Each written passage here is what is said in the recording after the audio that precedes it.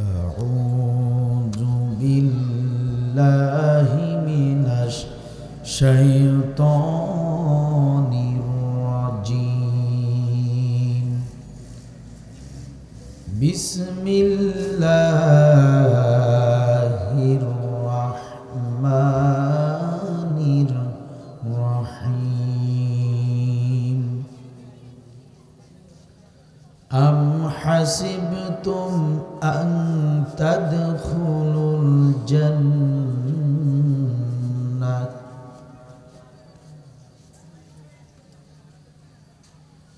أم حسبتم أن تدخلوا الجنة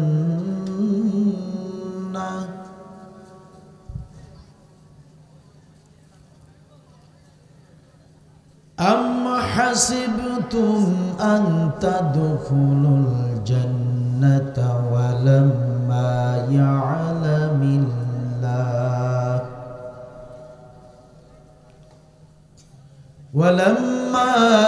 يعلم الله الذين جاهدوا منكم ويعلم الصابرين.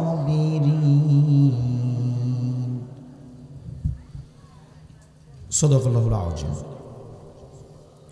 عن عبد الله بن عباس أن رسول الله صلى الله عليه وسلم بعث معاذ بن جبل إلى اليمن فقال اتقي دوعات المظلوم فإنها ليس بينها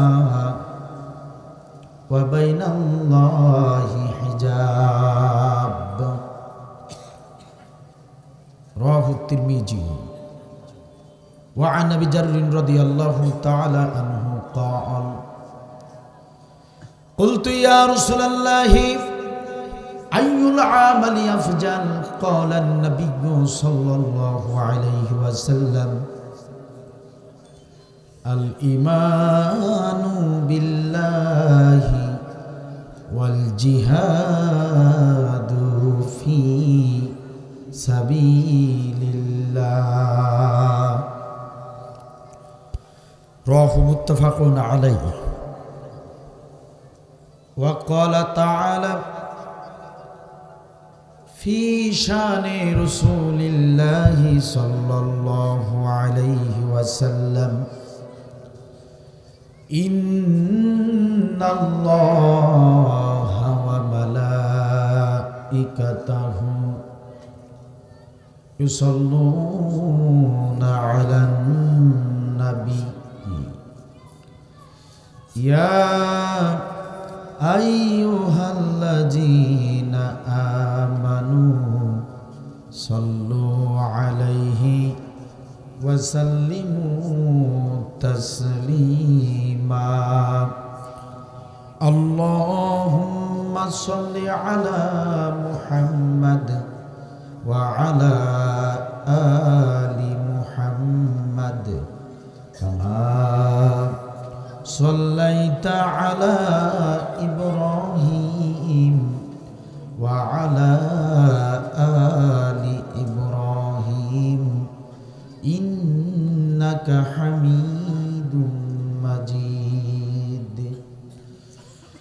اللهم بارك على محمد وعلى آل محمد كما باركت على إبراهيم وعلى آل إبراهيم إنك حميد مجيد. বাংলাদেশের ঐতিহ্যবাহী কক্সবাজার জেলার স্বনামধন্য ঐতিহ্যবাহী পেশকারপাড়ায় অনুষ্ঠিত বাংলাদেশ শ্রমিক কল্যাণ ফেডারেশন পেশকারপাড়া ইউনিটের উদ্যোগে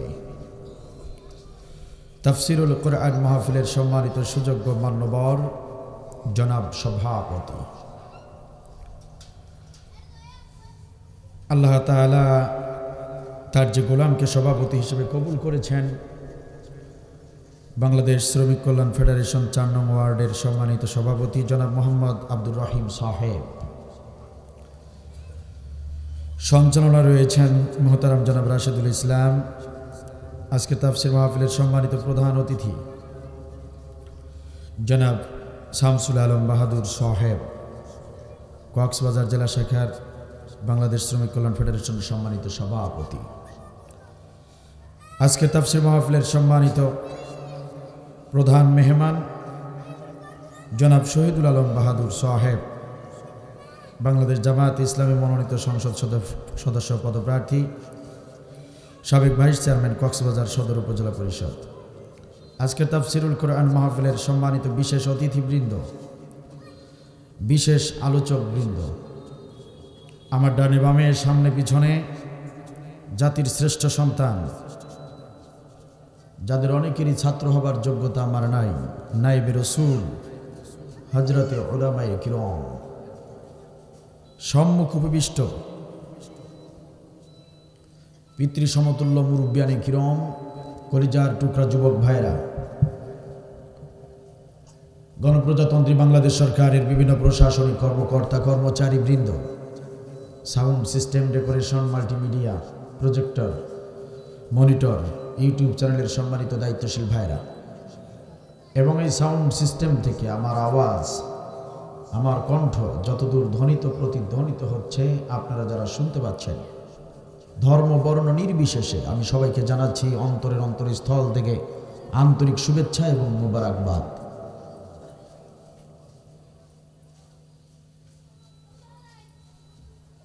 শুরুতে আল্লাহ তাআলার শানে শুকরিয়া আদায় করে নিচ্ছি,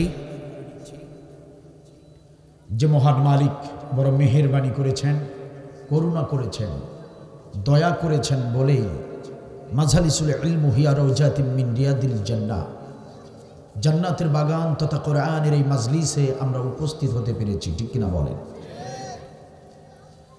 আল্লাহ তাআলা আমাদেরকে কোরআনের মাজলিসে বসার, কিছু কথা বলার, কিছু কথা শোনার তৌফিক দান করেছেন।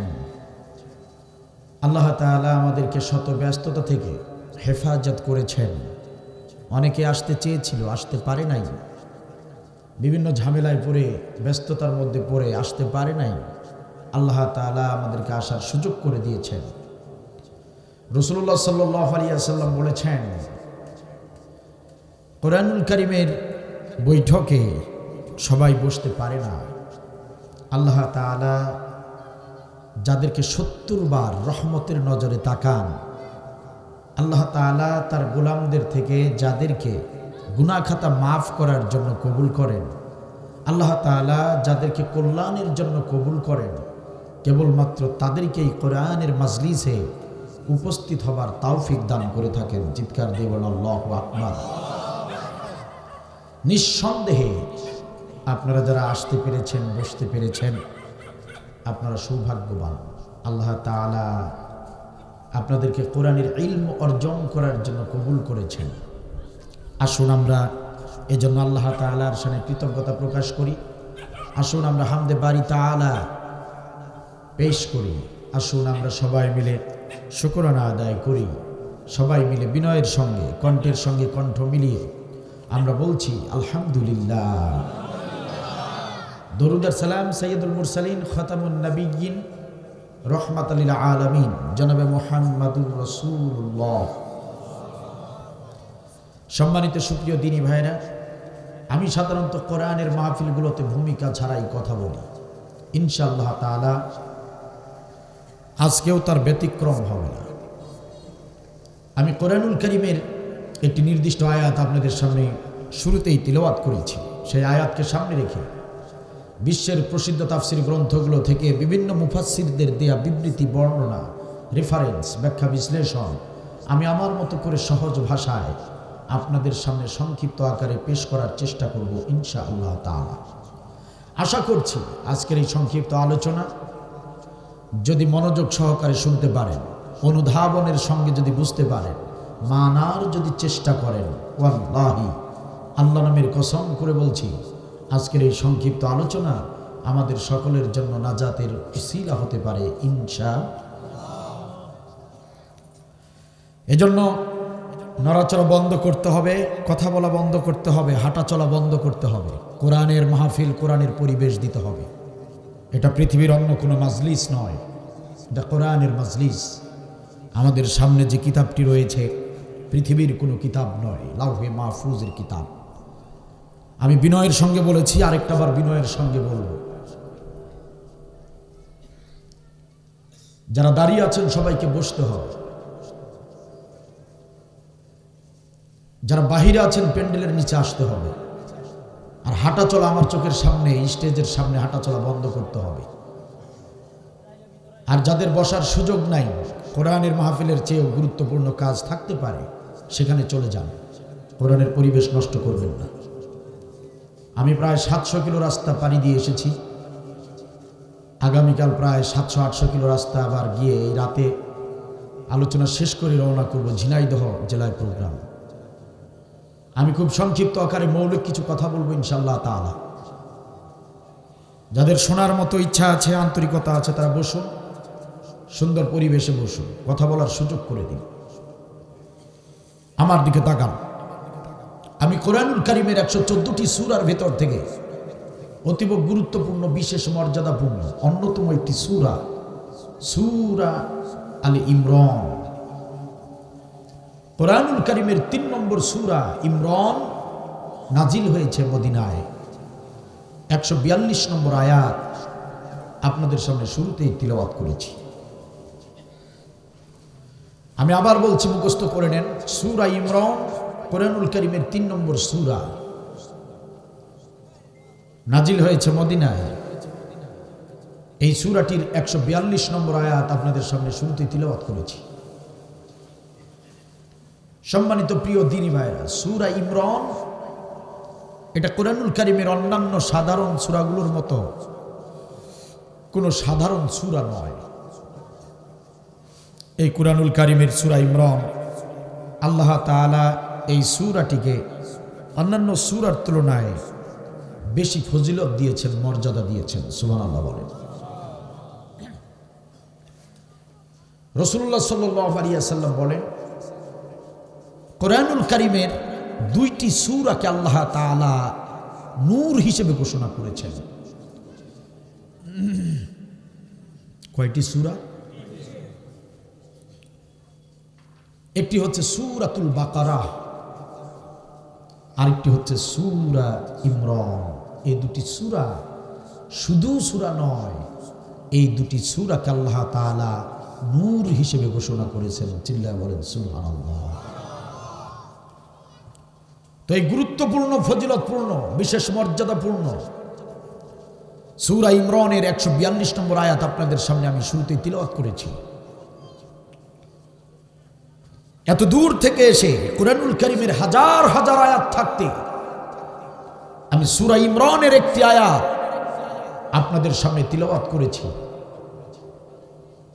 নিঃসন্দেহে বুঝতেই পারছেন, অবশ্যই এই আয়াতের ভিতরে গুরুত্বপূর্ণ কোনো মেসেজ রয়েছে, ঠিক কিনা বলেন? এত আয়াত থাকতে আব্দুল বারী কেন এই আয়াতটি তিলাওয়াত করবেন? কেন আব্দুল বারী এই আয়াত থেকে আপনাদেরকে আলোচনা শোনাবে? কারণ কি? কারণ হচ্ছে এই আয়াতের ভিতরে বর্তমান সময়ে জাতির এই দুর্দিনে আমাদের করণীয়, পালনীয় আল্লাহ রাব্বুল আলামিনের পক্ষ থেকে কিছু নির্দেশনাবলী রয়েছে। এই কথাগুলো শুনলে, বুঝলে, মানলে ইনশাআল্লাহ তাআলা এই জাতি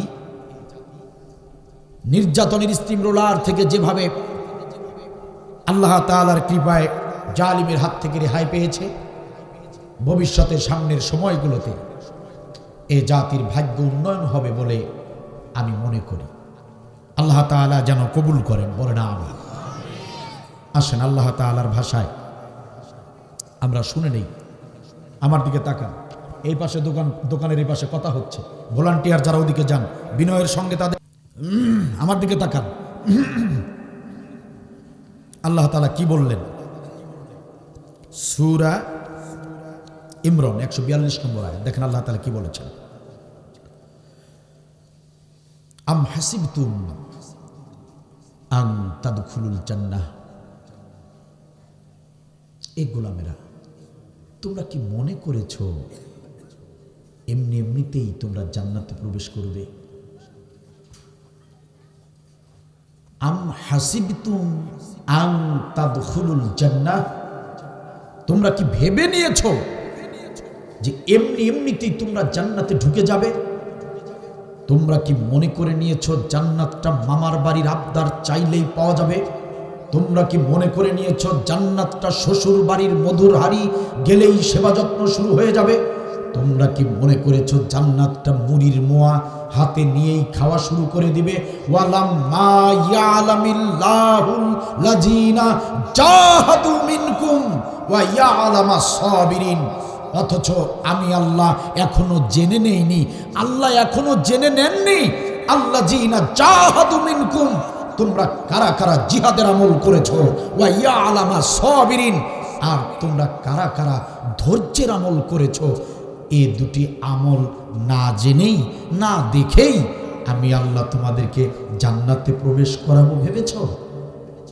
ওয়ালাম্মা ইয়ালামিল্লাহ, গোলামেরা ভালো করে শোনো, আমি আল্লাহ অবশ্যই জেনে নেব, আমি আল্লাহ অবশ্যই দেখে নেব আল্লাযিনা জাহাদু মিনকুম, তোমরা কারা কারা জিহাদের আমল করেছো। জিহাদের আমল করেছো কিনা আমি আল্লাহ অবশ্যই সেটা দেখে নেব। জান্নাতে প্রবেশ করবার আগে আমি অবশ্যই দেখে নেব ওয়া ইয়ালামাস সাবিরিন, ধৈর্যের আমল করেছো কিনা। তার মানে আল্লাহ তাআলার স্পষ্ট বক্তব্য, আপনার শত শত হাজার হাজার আমল থাকতে পারে, শত শত হাজার হাজার আমলগুলোর ভিতর থেকে আল্লাহ তাআলা দুটি আমল না জেনে না দেখে কাউকে জান্নাতে ঢুকাবেন না। একটি হচ্ছে জিহাদ, আর একটি হচ্ছে সবর। কথা কি আমার নাকি আল্লাহ?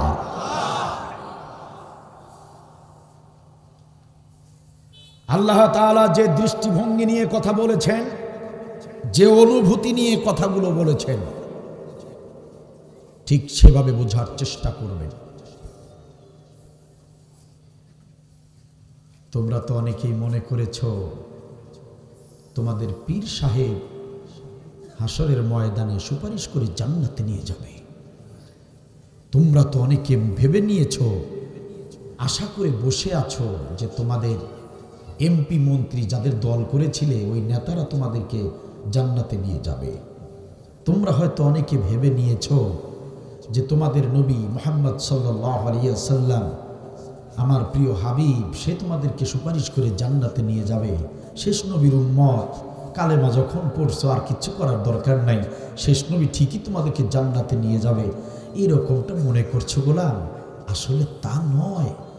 ওয়ালাম্মা ইয়ালামিল্লাহ, আল্লাহ জেনে নিবেন, আল্লাহ দেখে নিবেন দুটি আমল তুমি করছো কিনা। জিহাদের আমল, আরেকটা কথা বলেন না কেন? কি বলেন এগুলো? ঝংকার দিয়ে বলেন। জিহাদ, সবর। কক্সবাজার জেলার মুসলমান বিড়ালের মতো মিউ মিউ করবে কেন? বীরের জাতি আমরা, কথা বললে গর্জন দিয়ে কথা বলবো, ঠিক কিনা বলেন? কষ্ট হচ্ছে আপনাদের, পিছনের ভাইয়েরা কষ্ট হচ্ছে। প্রশ্ন করলে ঝংকার দিয়ে কথা বলবেন, কারণ আমরা কাপুরুষ নই, আমরা ভীরু নই, আমরা বীরের জাতি। আরে আমরা তো সেই বীরের জাতি। আমাদের ভাই ছিলেন হযরতে হানজালা রাদিয়াল্লাহু তাআলা আনহু। বিয়ে করেছেন, স্ত্রীকে নিয়ে ঘরে ঢুকেছেন, রাতের বেলা বাসর করেছেন, ফজরের ওয়াক্তের সময় পবিত্রতা অর্জন করে ফজরের ওয়াক্তে নামাজ আদায় করেছেন। ফজরের পর স্ত্রীর সঙ্গে আবার মেলামেশা করেছেন। ইতিমধ্যে সংবাদ ছড়িয়ে গেল বিশ্বনবীকে উহুদের ময়দানে হত্যা করা হয়েছে। হযরতে হানজালা স্ত্রীকে ডাক দিয়ে বললেন, প্রাণের বিবি আমার, তরবারি হাতে তুলে দাও, আমার নবীকে কাফেররা উহুদের ময়দানে কতল করবে, আর আমি হানজালা স্ত্রীর সঙ্গে রোমান্স করব, বাসর করব, এটা হতে পারে না। যদি বেঁচে থাকি তাহলে দেখা হবে, আর যদি শহীদ হয়ে যাই তাহলে অপেক্ষা করো বিবি, দেখা হবে জান্নাতের দরজায়। আমরা সেই হানজালার উত্তরসূরি, কথা বলেন ঠিক কিনা? হানজালা উহুদের ময়দানে গেলেন, কাফের বেঈমানদের সঙ্গে লড়াই করলেন, কাফেরদেরকে কতল করে করে জাহান্নামে পাঠিয়ে দিলেন, নিজেও শাহাদাতের অমীয় পেয়ালা পান করলেন, হাসতে হাসতে জীবন দিয়েছেন। কাফের বেঈমানের কাছে মাথা নত করে নাই। আমরা সেই হানজালার উত্তরসূরি, কথা বলেন ঠিক কিনা? আরে আমরা তো জাফর বিন আবু তালিবের উত্তরসূরি। নবী সাল্লাল্লাহু আলাইহি ওয়াসাল্লাম জিহাদের ময়দানে নির্দেশ দিলেন, জিহাদের ময়দানে পাঠালেন। জিহাদের ময়দানে সেনাপতি হয় একজন, নবী ঘোষণা করলেন 3 জন। তার মানে জাফর বিন আবু তালিব সহ অন্যান্য সাহাবীরা বুঝে গিয়েছিলেন আজকের জিহাদের ময়দানে যাওয়ার অর্থ হলো শহীদ হয়ে যাওয়া। জাফর বিন আবু তালিব নির্ঘাত মৃত্যু জানার পরেও কুণ্ঠিত বোধ করেন নাই। জিহাদের ময়দানে ঝাঁপিয়ে পড়েছেন, এক হাতে তরবারি আর এক হাতে কালেমার পতাকা। কাফেরদের সঙ্গে লড়াই করছেন। লড়াই করতে করতে কাফেররা হযরতে জাফর বিন আবু তালিবের হাত কেটে ফেলে দিল, পা কেটে ফেলে দিল। কালিমার পতাকা জমিনে পড়বে আর কাফেরদের পায়ের নিচে পিষ্ট হবে। জাফর বিন আবু তালিব এটা বরদাস্ত করেন নাই। তিনি মুখ দিয়ে দাঁত দিয়ে আঁকড়ে ধরে কালিমার পতাকা উড্ডীন করে রেখেছিলেন। কাফেরদের সামনে কালিমার পতাকার অপমানিত হতে দেন নাই। আমরা সেই বীরের জাতি, কথা বলেন ঠিক কিনা? আরে আমরা তো সেই বীরের জাতি। আমাদের ভাই ছিলেন হযরতে খালিদ বিন ওয়ালিদ, যিনি ইয়ারমুকের যুদ্ধে গেলেন। মুসলমানের সংখ্যা 36,000, কাফেরের সংখ্যা 4 লক্ষ। যুদ্ধ করলেন, এমন ভাবে কাফেরদেরকে কতল করলেন, কাফেরদের লাশের স্তূপ হয়ে গিয়েছিল। ওই লাশের স্তূপের উপর দাঁড়িয়ে খালিদ বিন ওয়ালিদ যুদ্ধ করলেন, কতল করলেন কাফেরদেরকে। এমন ভাবে কতল করলেন, হাতের 8টি তরবারি ভেঙে ফেলেছিলেন কাফেরদেরকে হত্যা করে করে। আমরা সেই বীরের জাতি, আমরা বিড়ালের জাতি নয়। আমরা জন্মই হয়েছে আমাদের আল্লাহর পথে জীবন দেওয়ার জন্য, কথা বলেন ঠিক কিনা? প্রিয় কক্সবাজার জেলার মুসলমানের আসুন, আলোচনার শুরুতে শপথ নেই। যতদিন, যত মিনিট, যত সেকেন্ড, যতটা মুহূর্ত পৃথিবীতে বেঁচে থাকবো, বীরের মতো বেঁচে থাকবো। আর যদি মরতেই হয়, আমরা শাহাদাতের মৃত্যুকে আলিঙ্গন করে নেব। কাফের বেঈমানের কাছে আমরা কখনো মাথা নত করব না। এই বাংলার জমিনটাকে আসুন নতুন করে সাজিয়ে নেই। আসুন সিদ্ধান্ত নেই, প্রত্যেকের নিজ নিজ জায়গা থেকে আসুন দেশটাকে সাজানোর কাজে নিজেরা ভূমিকা রাখি। এই সুদঘোষ দুর্নীতির বাংলাদেশটাকে ধূলিসাৎ করে দিয়ে, মোচন করে দিয়ে, দূরীভূত করে দিয়ে আসুন একটা আদর্শ রাষ্ট্রে পরিণত করি। আর সেই আদর্শ রাষ্ট্র পরিণত করতে গিয়ে যদি আমাদেরকে রংপুরের আবু সাইদের মতো বন্দুকের নলের সামনে বুক পেতে দিতে হয়, যদি শরীরের তাজা রক্ত ঢেলে দিতে হয়, যদি জীবনটা বিলিয়ে দিতে হয়, আমি আব্দুল বারী লক্ষ হাজার বার রাজি আছি। আব্দুল বারীর সঙ্গে কে কে রাজি আছো? দুহাত তুলে আল্লাহকে দেখাও।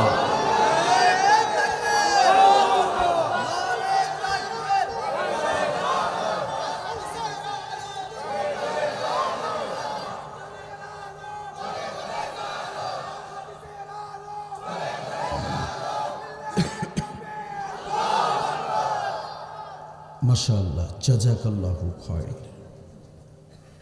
প্রশ্ন করলে বীরের মতো জবাব দিবেন। আল্লাহ তাআলা বললেন 2টি আমল, জিহাদ, সবর থাকতেই হবে, ঠিক কিনা বল? সম্মানিত ভাইয়েরা আমার, আপনাদের মনে অনেকের প্রশ্ন হতে পারে, হুজুর কুরআনুল কারীমের ভিতরে অসংখ্য বিষয় আলোচনা এসেছে। আল্লাহ রাব্বুল আলামিন অসংখ্য আমলের নির্দেশ দিয়েছেন, কিন্তু আপনি সব আমলগুলো রেখে আপনি জিহাদের আলোচনা কেন শুরু করলেন? কারণটা কি? আপনি সব আমল থেকে জিহাদের আমলটাকে কেন বাছাই করলেন? কারণটা কি? এমন প্রশ্ন যদি করেন প্রিয় ভাইয়েরা আমার, এই কুরআনুল কারীমের জিহাদের আমল আমি কেন শুরু করলাম, আপনাদের সামনে জিহাদের আলোচনা করার জন্য কেন আমি প্রস্তুতি নিলাম, কারণটা কি? কারণটা শুনে নেন প্রিয় ভাইয়েরা আমার। এই কুরআনুল কারীম আমি যতটুকু গবেষণা করেছি, যতটুকু আমি উপলব্ধি করতে পেরেছি ভাইরা, এই কুরআনুল কারীমে যত ফরজ হুকুম এসেছে, যত আমলের নির্দেশ কুরআনুল কারীমে এসেছে, যত ফরজের নির্দেশ আল্লাহ তাআলা কুরআনুল কারীমে দিয়েছেন, সব ফরজের বড় ফরজ হিসেবে যে আমলটাকে আল্লাহ তাআলা সবচেয়ে বেশি গুরুত্ব দিয়েছেন সেই ফরজ আমলটার নাম হলো জিহাদ। প্রিয় ভাইয়েরা আমার, এই কোরআনুল কারীম আমি গবেষণা করতে দেখলাম, এই কোরআনুল কারীম রিসার্চ করতে গিয়ে আমি দেখতে পেলাম কোরআনুল কারীমের ভিতরে নামাজের নির্দেশ এসেছে 82 বার, এই কোরআনুল কারীমের ভিতরে রোজার নির্দেশ এসেছে 14 বার, এই কোরআনুল কারীমের ভিতরে হজ পালন করতে হবে, হজ্জের নির্দেশ এসেছে মাত্র 1 বার, এই কোরআনুল কারীমের ভিতরে যাকাতের নির্দেশ এসেছে 34 বার। আমি আবারও বলছি, মুখস্থ করে নেন, এই কোরআনুল কারীমের ভিতরে নামাজের কথা 82 বার, রোজার কথা 14 বার, হজ্জের কথা মাত্র 1 বার, যাকাতের কথা এসেছে 34 বার। সেই কোরআনের ভিতরেই ও মুসলমান ভাইয়েরা আমার, সেই কোরআনের ভিতরেই জিহাদ করতে হবে নির্দেশ এসেছে 917 বার। 900। প্রিয় ভাইয়েরা আমার, ও নামাজি ভাইয়েরা, হাজি ভাইয়েরা আমার, একটু কান খুলে শোনেন। ওই যে মুয়াজ্জিন যখন মসজিদে আজান দেয়, হাইয়া আলাস সালাহ, এসো এসো নামাজের দিকে এসো, আপনার হাতে যত কাজ থাকুক না কেন, যত ব্যস্ত আপনি থাকুন না কেন, আপনি সমস্ত কাজগুলো ফেলে দিয়ে দৌড়ে ছুটে যান মসজিদে। ওযুটা করেই জামাতের সঙ্গে ইমাম সাহেবের পিছনে দাঁড়িয়ে দাঁড়িয়ে সুন্দর করে আন্তরিকতার সঙ্গে আপনি নামাজ আদায় করলেন। আলহামদুলিল্লাহ, 82 বারের নির্দেশ নামাজ, এটা ইসলামের অন্যতম একটি খুঁটি। আপনি নামাজ আদায় করলেন, আলহামদুলিল্লাহ, ভালো কথা, এটা একটা গুরুত্বপূর্ণ ইবাদত, ঠিক আছে। প্রিয় ভাইয়েরা আমার, বছরে একটা মাস মাহে রমজান, আল্লাহ রাব্বুল আলামিন মাহে রমজানটাকে রোজা রাখার জন্য ফরজ করে দিয়েছেন। আপনি ওই মাহে রমজানে সুন্দর করে আন্তরিকতার সঙ্গে রোজা রাখলেন, সারাটা দিন করে না খেয়ে থাকলেন। শুধু কি তাই নাকি, আপনি ওই রমজান মাসে অশ্লীলতা থেকে নিজেকে হেফাজত করলেন, রমজান মাসে মিথ্যা কথা, মিথ্যা কাজ থেকে নিজেকে বিরত রাখলেন। শুধু কি তাই নাকি, 14 বারের ফরজ হুকুমটা মানতে গিয়া আপনি আপনার হালাল স্ত্রীর সঙ্গে দিনের বেলা মেলামেশা পর্যন্ত বন্ধ করে দিলেন। এত গুরুত্ব দিয়ে মাহে রমজানে আপনি রোজা রাখলেন। ইফতারের 5 মিনিট আগে, ইফতারের সময় হবার 5 মিনিট আগে কালা জাহাঙ্গীর মার্কা, পিচ্চি হান্নান মার্কা যদি কোনো মাস্তান, কোনো সন্ত্রাস আপনার মাথায় পিস্তলটা ঠেকিয়ে বলে, ও সলিমুদ্দিন রে, কলিমুদ্দিন রে, তাড়াতাড়ি রোজা ভেঙে ফেল, এখনই যদি রোজা না ভাঙিস তাহলে তোকে আমি হত্যা করব, খুন করে ফেলবো, এমন হুমকি যদি দেয়, ও আমার রোজাদার ভাইয়েরা, আপনারা বলেন 1 সেকেন্ড আগে ইফতার করব না, ইফতারের সময় হওয়ার 1 সেকেন্ড আগে ইফতার করব না, তাতে যদি জীবন চলে যায় জীবন দিয়ে দেব। এত সুন্দর গুরুত্ব দিলেন মাহে রমজানের রোজাটাকে, 14 বারের ফরজটাকে আপনি গুরুত্ব দিলেন। আলহামদুলিল্লাহ, অবশ্যই গুরুত্বপূর্ণ আমল, এটাও ইসলামের অন্যতম একটি খুঁটি। সবই ঠিক আছে প্রিয় ভাইয়েরা, একবারের নির্দেশ হজ, হজব্রত পালন করতে গিয়ে হালাল ইনকামের 7 লক্ষ টাকা খরচ করে মক্কায় গেলেন, মদিনায় গেলেন, হজব্রত পালন করলেন। সম্মানিত ভাইয়েরা, এটাও মুমিনের একটি অন্যতম বৈশিষ্ট্য, এটাও গুরুত্বপূর্ণ একটি আমল। আপনি একবারের নির্দেশ হজও আপনি পালন করলেন, আলহামদুলিল্লাহ, ভালো কথা। প্রিয় ভাইয়েরা আমার, 34 বারের নির্দেশ জাকাত, আপনার সহায় সম্পত্তির হিসাব কষে কষে আপনি জাকাতের টাকাটা হিসাব করে বের করে আপনি বিতরণ করলেন। 34 বারের নির্দেশ, সেটাকেও গুরুত্ব দিলেন, আলহামদুলিল্লাহ, অবশ্যই এটা গুরুত্বের দাবিদার একটি আমল।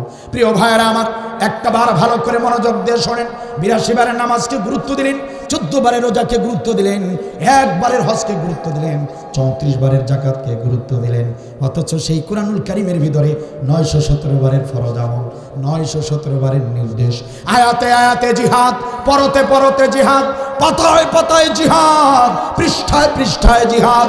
বারবার আল্লাহ বললেন, গোলামেরা দিন কায়েমের জন্য চেষ্টা করো, ও গোলামেরা দিন কায়েমের জন্য চেষ্টা করো, চেষ্টা করো মানে জিহাদ করো, জিহাদ জিহাদ জিহাদ। 917 বার আল্লাহ রাব্বুল আলামিন যে নির্দেশটা দিলেন, সেই জিহাদের আমল আপনি করলেন না, সেই জিহাদের আমলকে আপনি অবহেলা করলেন, সেই জিহাদের আমলকে গুরুত্ব দিলেন না। জিহাদের আমল অনেকে অস্বীকার করলেন, জিহাদের আমল নিজেও করলেন না। যারা জিহাদের আমল করলো তাদেরকে আপনার ভালো লাগলো না, তাদের বিরুদ্ধে আপনি ষড়যন্ত্র করলেন। যারা জিহাদের আমল করলো তাদের নাম লিখে লিখে থানায় জমা দিলেন। যারা জিহাদের আমল করলো, যারা দিন কায়েমের মিছিল দিল, যারা দিন কায়েমের জন্য প্রচেষ্টা করলো, তাদের নামে মিথ্যা সাক্ষী দিলেন, তাদেরকে ফাঁসিতে ঝুলাইয়া দিলেন। ও প্রিয় ভাইরা আমার, একবার নিজেরাই নিজেদের বিবেককে জিজ্ঞাসা করেন, একবার নিজেরাই নিজেদের বিবেককে জিজ্ঞাসা করেন। নামাজ, রোজা, হজ, জাকাত সবই মানলেন, কিন্তু 917 বারের নির্দেশ জিহাদটাকে অস্বীকার করলেন, অবহেলা করলেন, বিরোধিতা করলেন। আপনি জান্নাতে যাবেন নাকি জাহান্নামে যাবেন? আপনার বিবেক এই মুহূর্তে আপনাকে জবাবটা দিয়ে দিবে।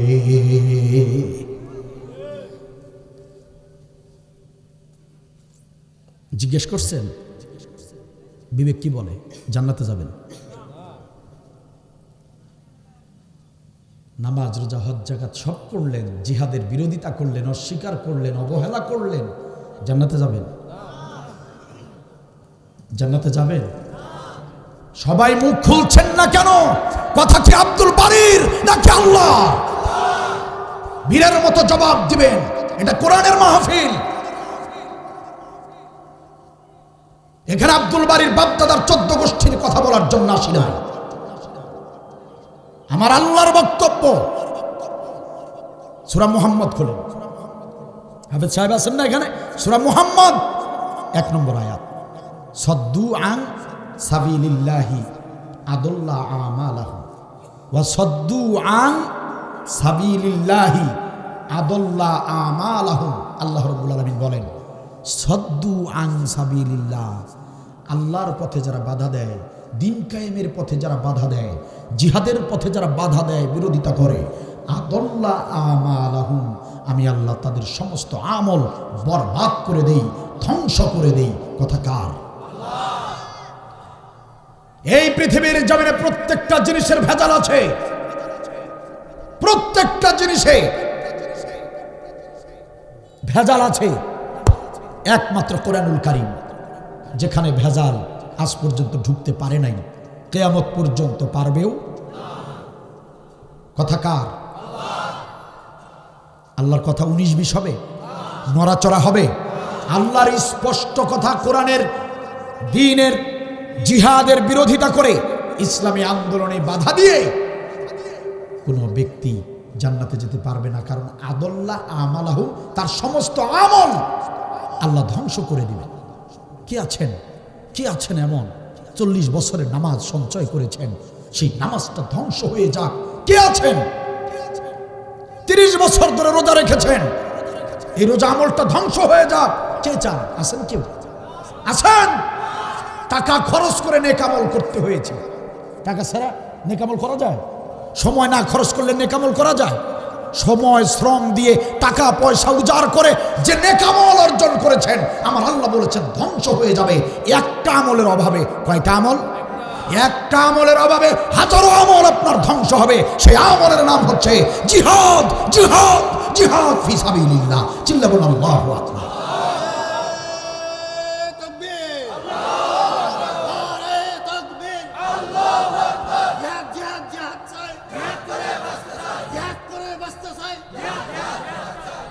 মাশাআল্লাহ, জাযাকাল্লাহু খায়র।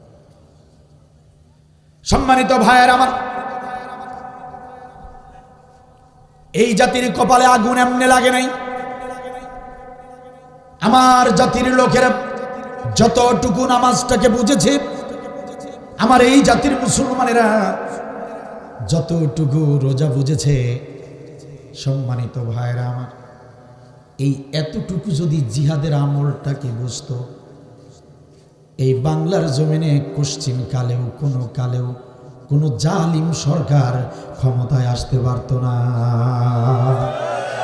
আমার জাতির লোকেরা নামাজটা যতটুকুই বোঝে, রোজাটাকে যতটুকুই হোক বোঝে, যত সামান্যই হোক বোঝে, কিন্তু আমার জাতির লোকেরা কোরআনুল কারীমের সবচেয়ে বড় আমল জিহাদটাকে বোঝে না, বুঝতেও চায় না। জিহাদের কথা বললে দেখা যায় পরে যখন সুযোগ পায় সমালোচনা করে। কালকেই এক শ্রেণীর মুসলমান টুপিওয়ালা, দাড়িওয়ালা চায়ের দোকানে বসে বসে সমালোচনা করবে। রংপুরের আব্দুল বারী গতকাল এসেছিল, আসলে তো ওয়াজ মাহফিল না, উনি ভোট চাইতে আসছিল, উনি রাজনীতি করতে আসছিল। আমার জাতির লোকদেরকে কিভাবে বোঝাবো প্রিয় ভাইয়েরা আমার, কিভাবে বুঝাবো? এই কোরআনুল কারীমের ভিতরে সবচেয়ে জিহাদের আমলটা আল্লাহর কাছে প্রিয় আমল। আমার জাতির লোকদেরকে কি করে বুঝাই? জিহাদের আমল ছাড়া কোনো ব্যক্তি জান্নাতে যেতে পারবে না। আমি কি করে বুঝাই? আমার জাতির লোকেরা বুঝতে চায় না। বিশ্বাস করেন, কোন রাজনৈতিক দলের দালালি করতে আব্দুল বারী এখানে আসে নাই। আমার আল্লাহ রাব্বুল আলামিনের কোরআনুল কারীমের নির্দিষ্ট আয়াতের শুধু সংক্ষিপ্ত আমার ইলম অনুযায়ী করতে পারি ততটুকুই করার জন্য এসেছি। একটু মন খুলে, একটু প্রাণ খুলে শুনে যান, কাজে লেগে যাবে ইনশাআল্লাহ। আমার জাতির লোকেরা যতটুকুই নামাজটাকে বোঝে, যতটুকুই রোজাটাকে বোঝে, ততটুকু যদি এই জিহাদের আমলটাকে বুঝতে পারত, তাহলে স্বাধীনতার 53 বছর হয়ে গেল। 53 বছর নয় রে মুসলমান, স্বাধীনতার 10 বছরের ভিতরে বাংলাদেশটা কোরআনের দেশে পরিণত হয়ে যেত। আমার ভাইয়েরা, একান্ত আপনজনেরা, এজন্য কোরআনুল কারীমের বিকল্প আর কোনো পথ খোলা নাই। কোরআনুল কারীমের কাছে সবাইকে ফিরে আসতে হবে, এই কোরআনুল কারীম মেনে চলতে হবে। সম্মানিত ভাইয়েরা, অতীতেও যত ভুল করেছেন, আবার সামনেও যদি একই ভুল করেন, বিশ্বাস করেন যে জালিমরা পালিয়ে গেছে, যদি শিক্ষা না নেন, কোরআনের কাছে যদি না আসেন, যদি নতুন করে সিদ্ধান্ত নিতে না পারেন, যে জালিমরা পালিয়েছে তার চেয়েও 100 গুণ বড় জালিম এই জাতির কাঁধে চড়বে। প্রিয় ভাইয়ের আমার, একান্ত আপনজনেরা আমার, এজন্য কোরআনের নির্দেশনা মেনে চলতে হবে। আপনারা যদি ভুটানের জমিনে যান, দেখতে পারবেন ভুটানের চারপাশে শুধু পাহাড় আর পাহাড়। আপনারা যদি চীন দেশে ঘুরতে যান, চীনের অলিতে গলিতে দেখতে পারবেন শুধু ইঞ্জিনিয়ার। আর যদি ব্রাজিলের জমিনে যান, ব্রাজিলের অলিতে গলিতে দেখতে পারবেন শুধু ফুটবলার। দুঃখজনক হলেও সত্য, আমার এই বাংলাদেশের অলিতে গলিতে যদি যান, দেখতে পারবেন শুধু চোর আর বাটপার। এই চোর বাটপারের বাংলাদেশটাকে যদি আদর্শ রাষ্ট্রে পরিণত করতে চান, এই চোর বাটপার সুদখোর ঘুষখোর দুর্নীতিবাজদের বাংলাদেশটাকে যদি ইনসাফ ভিত্তিক একটি রাষ্ট্রে পরিণত করতে চান, তাহলে আর কোনো পথ খোলা নাই। একটাই পথ খোলা রয়েছে, কোরআনের সংবিধান আমাদের দরকার। ঠিক কিনা বলেন? আল্লাহ রাব্বুল আলামিন বলেন, কিতাবুন আনজালনাহু ইলাইকা লিতুখরিজান নাসা মিনাজ জুলুমাতি ইলান নূর। এই কোরআনুল কারীম আমি এমনিতেই নাজিল করি নাই রে মুসলমান। আমি আল্লাহ ও আমার গোলামেরা, আমি আল্লাহ কোরআনুল কারীম এমনিতেই তোমাদের প্রতি নাজিল করি নাই। এই কোরআনুল কারীমের কাজ হলো, এই কোরআনুল কারীম তাম মানবতাকে জাহেলিয়ার অন্ধকার থেকে ধরে ধরে আলোর পথ দেখাবে, অজ্ঞতা মূর্খতা থেকে মানুষদেরকে ধরে ধরে জ্ঞানের দিকে, বিজ্ঞানের দিকে, প্রযুক্তির দিকে নিয়ে যাবে। এই কোরআনুল কারীম এর কাজ হলো তাম মানবতাকে জাহান্নামের পথ থেকে ধরে ধরে জান্নাতের পথ দেখাবে। চিৎকার দিয়ে বলেন সুবহানাল্লাহ। সুতরাং এই জাতির লোকদেরকে কোরআনটাকে ভালো করে বুঝতে হবে। কোরআনের নির্দেশ অনুযায়ী জীবনের প্রত্যেক ক্ষেত্রে কোরআনের নির্দেশ ফলো করতে হবে। আমার দেশের নামাজিরা নামাজের বেলায় আল্লাহর হুকুম মতো নামাজ আদায় করে, রুকুর সময় রুকু করে, সাজদার সময় সাজদা আদায় করে। নামাজের ভিতরে যদি ভুল ভ্রান্তি হয়, সেটা তারা বরদাস্ত করে না। ইমাম সাহেবেও যদি সাধারণ কোনো ভুল করে ফেলে, পিছন থেকে আমার দেশের নামাজি মুসল্লিরা লোকমা দেয়, প্রতিবাদ জানায়। রমজান মাসের রোজা রাখে আল্লাহর বিধান অনুযায়ী। আমার দেশের চাচা, আমার দেশের নামাজি ভাইয়েরা সন্তানদেরকে বিয়ে করায়, বিয়ে অনুষ্ঠান করে আল্লাহর রীতিনীতি অনুযায়ী, আল্লাহর বিধান অনুযায়ী। জানাজার নামাজে দাঁড়ায় আল্লাহর বিধান অনুযায়ী। নামাজ, জানাজা নামাজ, এরপরে বিয়ে অনুষ্ঠান, এরপরে নামাজ, রোজা, হজ, জাকাত, সব কিছুই আল্লাহর বিধান মতো করে। নামাজ পড়ে পড়ে কপালে কালো দাগ ফেলে দেয়, সাজদায় পড়লে মাথা তুলতেই চায় না।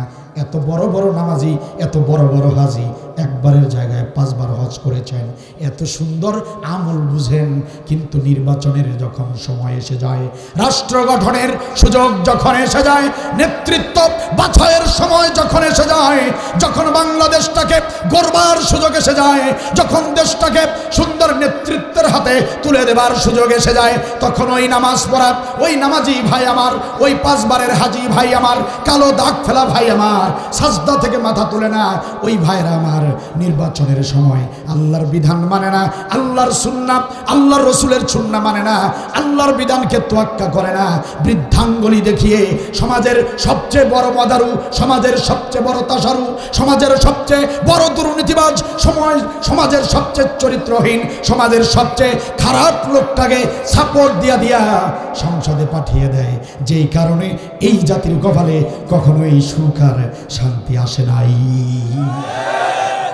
আমার জাতির লোকেরা যদি জিহাদের আমলটা বুঝতো, দিন কায়েমের আমলটা যদি বুঝতে পারত, আমার জাতির লোকেরা যদি দিন কায়েমের সুফল যদি জানতো, তাহলে আমার জাতির লোকদের কপালে আগুন লাগতো না। আমার জাতির লোকেরা অনেক আগেই এই বাংলাদেশটাকে মিনি জান্নাতে পরিণত করতে পারত। দিন কায়েম করো। দিন কায়েম করতে গেলে যে আমলটা দরকার, সেই আমলের নাম জিহাদ।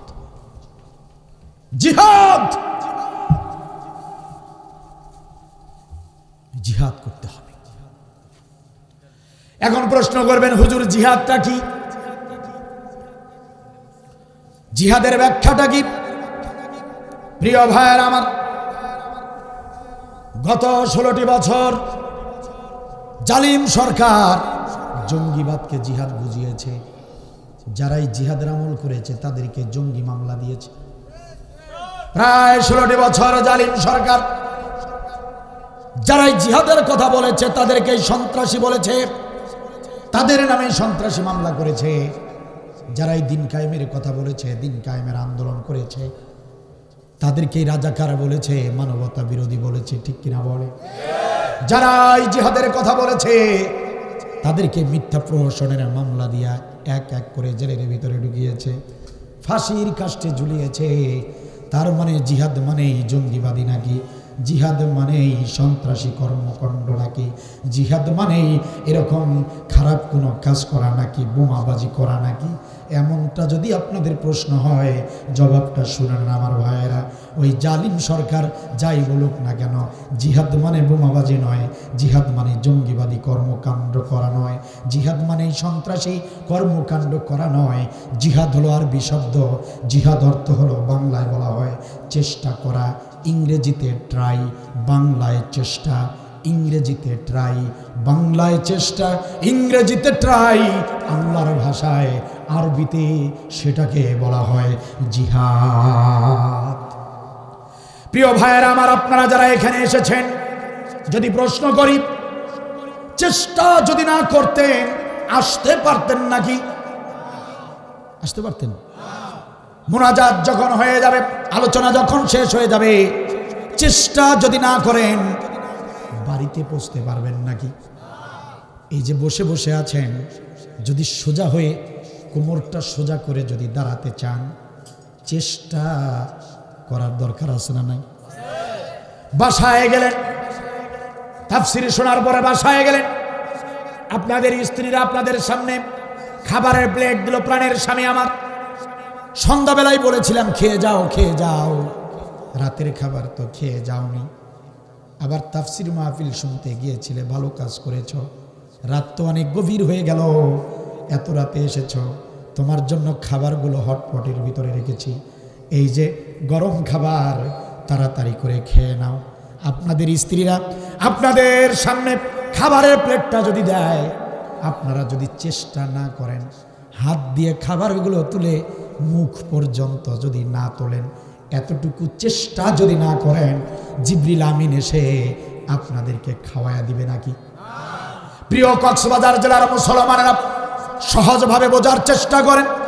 উঠতে বসতে শুইতে খাইতে এমন ছোট ছোট কাজ করতে গিয়েও যদি চেষ্টার প্রয়োজন হয়, প্রিয় ভাইয়েরা আমার, আল্লাহর জমিনে আল্লাহর কোরআনের বিধানটাকে কায়েম করার জন্য জবান খুলে বলেন চেষ্টার দরকার আছে না নাই? ওটাকে আল্লাহ বলেছেন জিহাদ।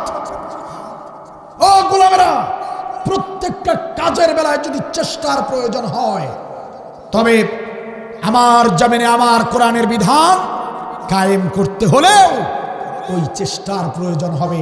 ওই চেষ্টার নাম হলো, জোরে বলেন, জিহাদ। চেষ্টা করা, যথাসাধ্য চেষ্টা করা, প্রাণান্তকর চেষ্টা করা। যেভাবে চেষ্টা করলে কাজ হবে, যে পথে, যে সিস্টেমে, যেভাবে চেষ্টা করলে দিন কায়েম হবে, সেইভাবে চেষ্টা করার নাম হলো জিহাদ। চিৎকার দিন না আল্লাহু আকবার।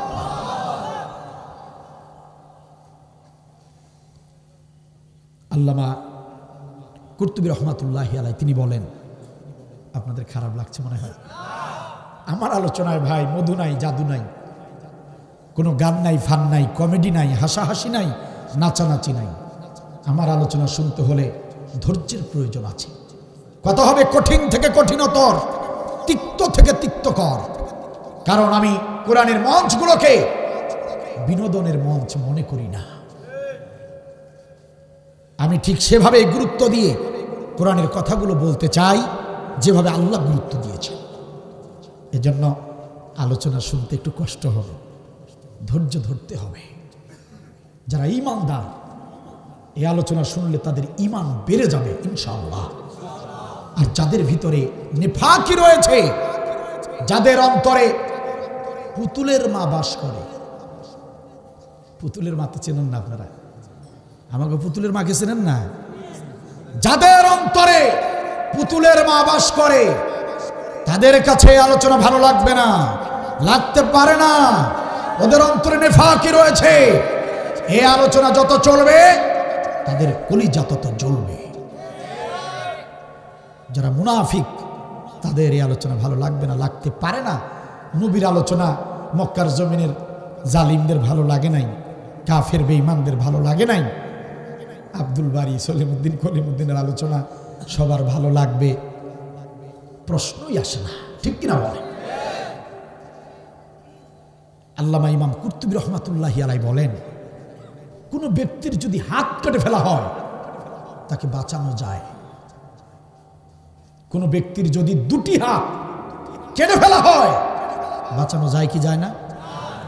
কোন ব্যক্তির যদি দুটি পাও কেটে ফেলা হয়, বাঁচানো যায় কি যায় না? কিন্তু কোন ব্যক্তির মাথাটা যদি কেটে ফেলে দেওয়া হয়, বাঁচানো যায় কি যায় না? বাঁচানো যায়? যায় না? বাঁচানো যায় না? দেখেন অনেকেই কথা বলছে না, বাঁচানো যায় না।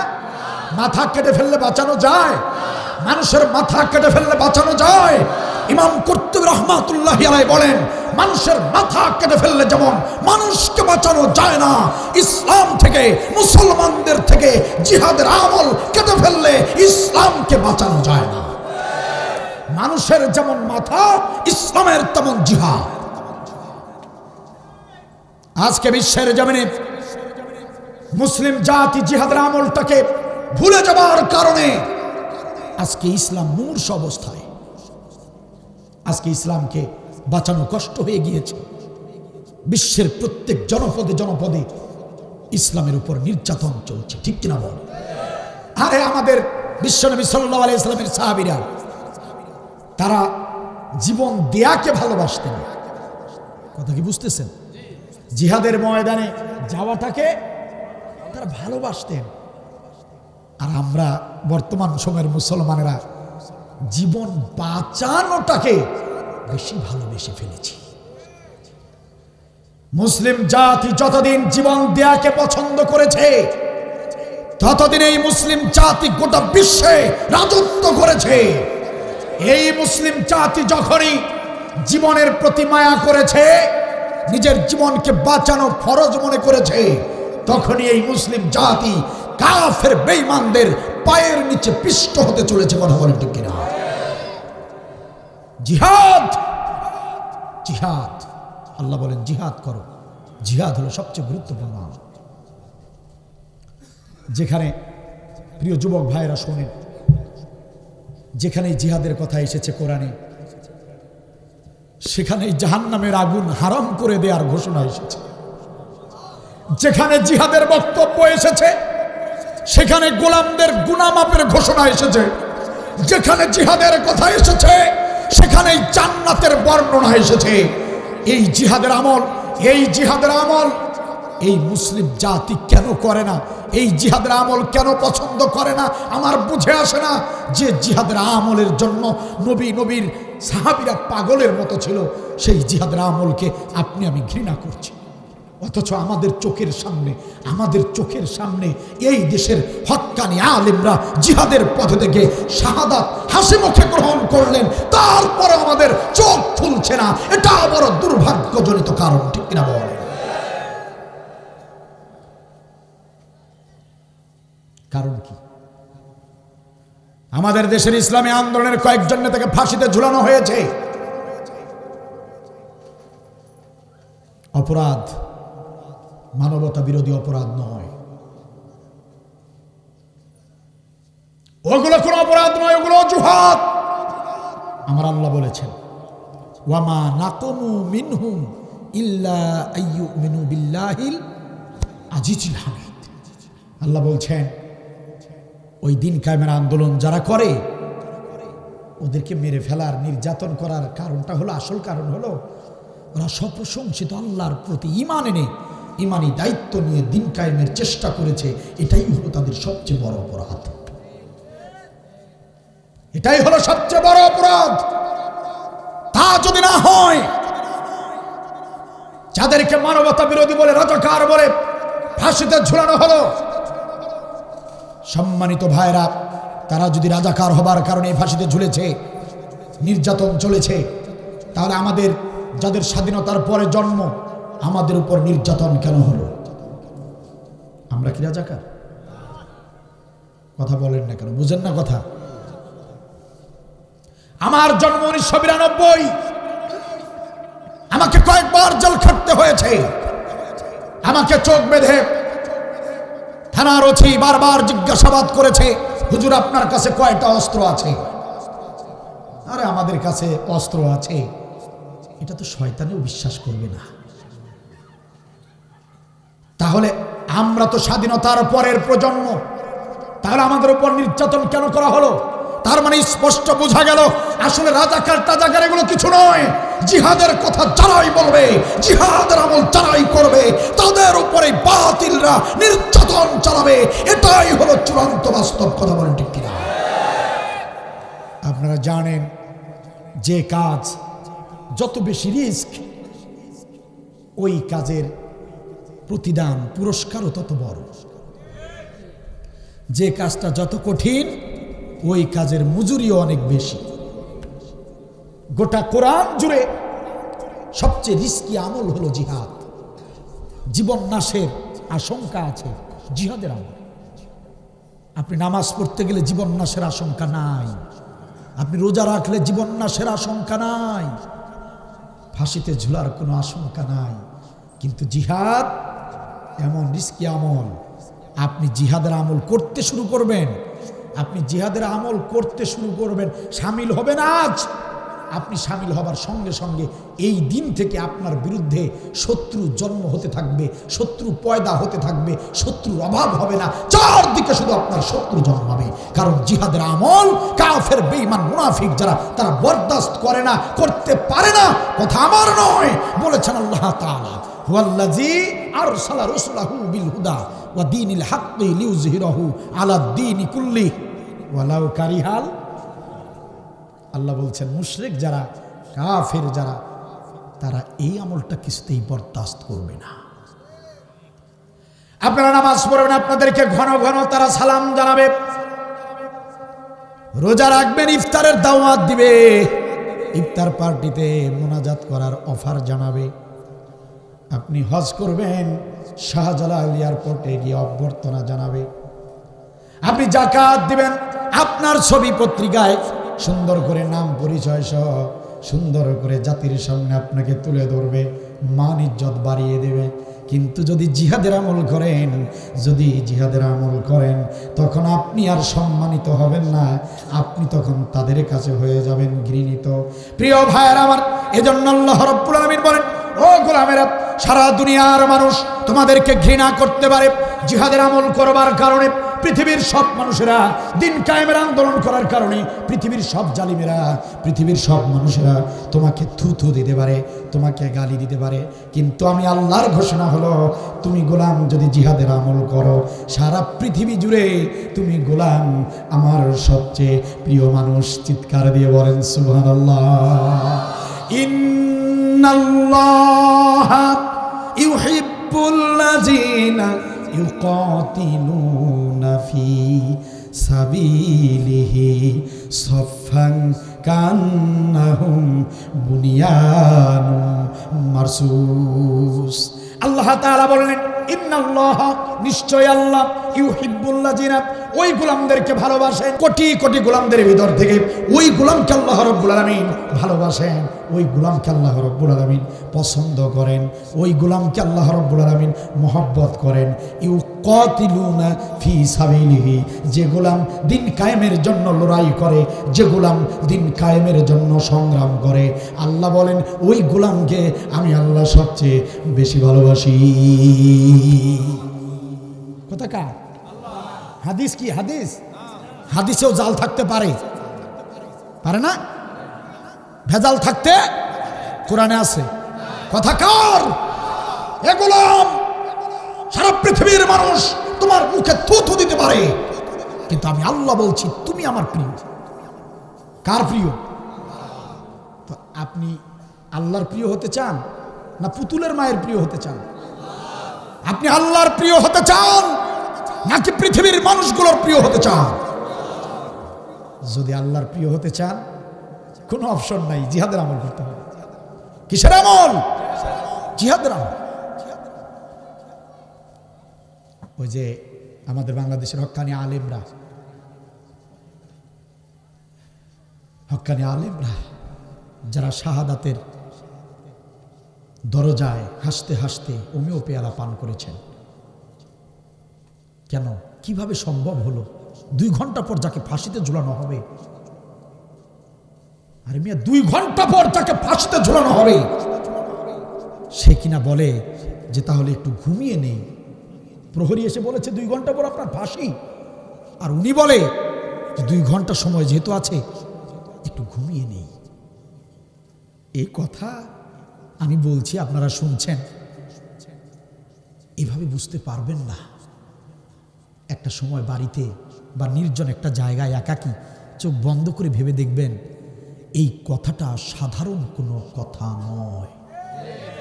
2 ঘন্টা পর আপনার ফাঁসি, মিয়া আপনি ঘুমাবেন? 2 ঘন্টা পর আপনার মৃত্যু হবে, আপনার চোখে ঘুম আসবে? উনি বললেন, বাস্তব তাই করলেন। নাক থেকে ঘুম দিলেন, ঘুম থেকে উঠলেন, ঘুম থেকে জেগে নামাজ আদায় করলেন। প্রশাসন এসে বলল, হুজুর সময় হয়ে গিয়েছে, ফাঁসির মঞ্চে যেতে হবে, আপনি রেডি হন। ছেলেকে ডাক দিয়ে বলছেন, ছেলে আমার, আচ্ছা কোনটা পরে গেলে ভালো হয় ফাঁসির মঞ্চে, পাঞ্জাবি পাজামা না লুঙ্গি? উনি কি ফাঁসির মঞ্চে যাচ্ছেন নাকি বর পক্ষ হয়ে বিয়ে করতে যাচ্ছেন? কথাগুলো ভালো করে অনুধাবন করুন। আরে এই কথা তো বর বলে, তার একবার দুলাভাইকে বলে, দুলাভাই শেরওয়ানি পরবো না পাঞ্জাবি পরবো? আরেকবার বন্ধুকে জিগায়, বন্ধু আমার কোনটা পরলে ভালো মানায়, কোনটা পরলে ভালো হবে, বন্ধু বলে দে না, আমি শেরওয়ানি পরবো না পাঞ্জাবি পরবো? এটা তো বর বিয়ে করার সময় তখন এই কথা জিজ্ঞেস করতে পারে, কোনটা পরলে ভালো হবে। আর তিনি ফাঁসির মঞ্চে যাচ্ছেন, বড় ছেলেকে ডাক দিয়ে বলেন, ছেলে আমার বলো কোনটা পরলে ভালো হয়? বলেছি নির্জনে একাকী চোখ বন্ধ করে ভাববেন, তাহলে কথাটা বুঝতে পারবেন এটা সাধারণ কোনো কথা নয়। পাঞ্জাবি পাজামা পরে সাজুগুজু করে সুঘ্রাণ মেখে ঠিক বরের মতো করেই সাজুগুজু করে রওনা করছেন। কোথায়? ফাঁসির মঞ্চে।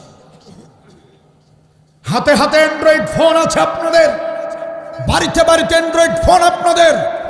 সার্চ দিবেন সারা বিশ্বের জমিনে যত খুনি আসামিদেরকে ফাঁসিতে ঝুলানো হয়েছে তাদের কথা সার্চ দিয়ে লিখুন যে খুনি আসামিদেরকে কিভাবে ফাঁসিতে ঝুলানো হয়, আসামিদের কি অবস্থা হয়, লিখে সার্চ দিবেন, পেয়ে যাবেন।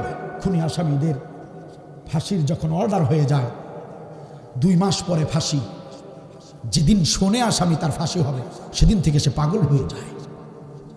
পুলিশ প্রহরী খাবার দিতে আসে, তাদেরকে গালিগালাজ করে।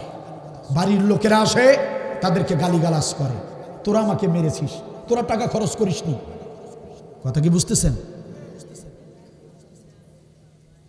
এরপরে ফাঁসির মঞ্চে যখন নিয়ে যাওয়া হয়, টেনে হিসড়ে পুলিশরা তাকে টেনে হিসড়ে ফাঁসির মঞ্চে দাঁড় করায়। চিৎকার করে হাওমাও করে আকাশ বাতাস ভারী করে তোলে ওই আসামিরা। এরা কেমন আসামি? এরা কেমন আসামি? মুসলমান আর বাংলার মুসলমান, আজ তো তোমাদেরকে বোঝানোর জন্য কিতাব লাগে না, আজকে তোমাদেরকে জিহাদের আমল বোঝানোর জন্য আমাদের ইসলামী আন্দোলনের নেতাদের ঘটনা যেগুলো তোমরা নিজের চোখে দেখেছো এগুলোই তো যথেষ্ট।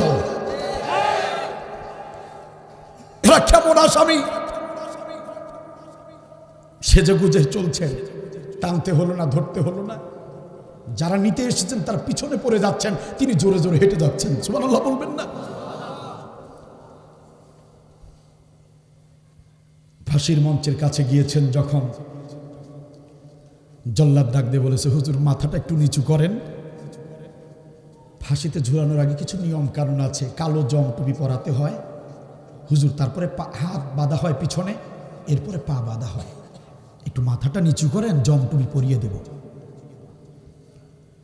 আল্লাহর গোলাম ডাক দিয়ে বলে, জল্লাদ রে, ও জল্লাদ, মাথা নিচু করার অভ্যাস যদি থাকতো আজকে ফাঁসির মঞ্চে আমাকে আসতে হতো না। মাথা নিচু করব না। জল্লাদ রে, জমটুপি আমার হাতে দাও। জল্লাদের হাত থেকে জমটুপি তিনি নিজ হাতে কেড়ে নিলেন, নিয়ে নিজেই নিজের মাথায় জমটুপি পরিয়ে নিলেন। ফাঁসির মঞ্চে গিয়ে দাঁড়ালেন, হাত বাঁধা হলো, পা বাঁধা হলো, ফাঁসির দড়ি গলায় পরিয়ে দেওয়া হলো। কালেমা পড়তে পড়তে, ইস্তেগফার পড়তে পড়তে আল্লাহর দিদারে চলে গেলেন।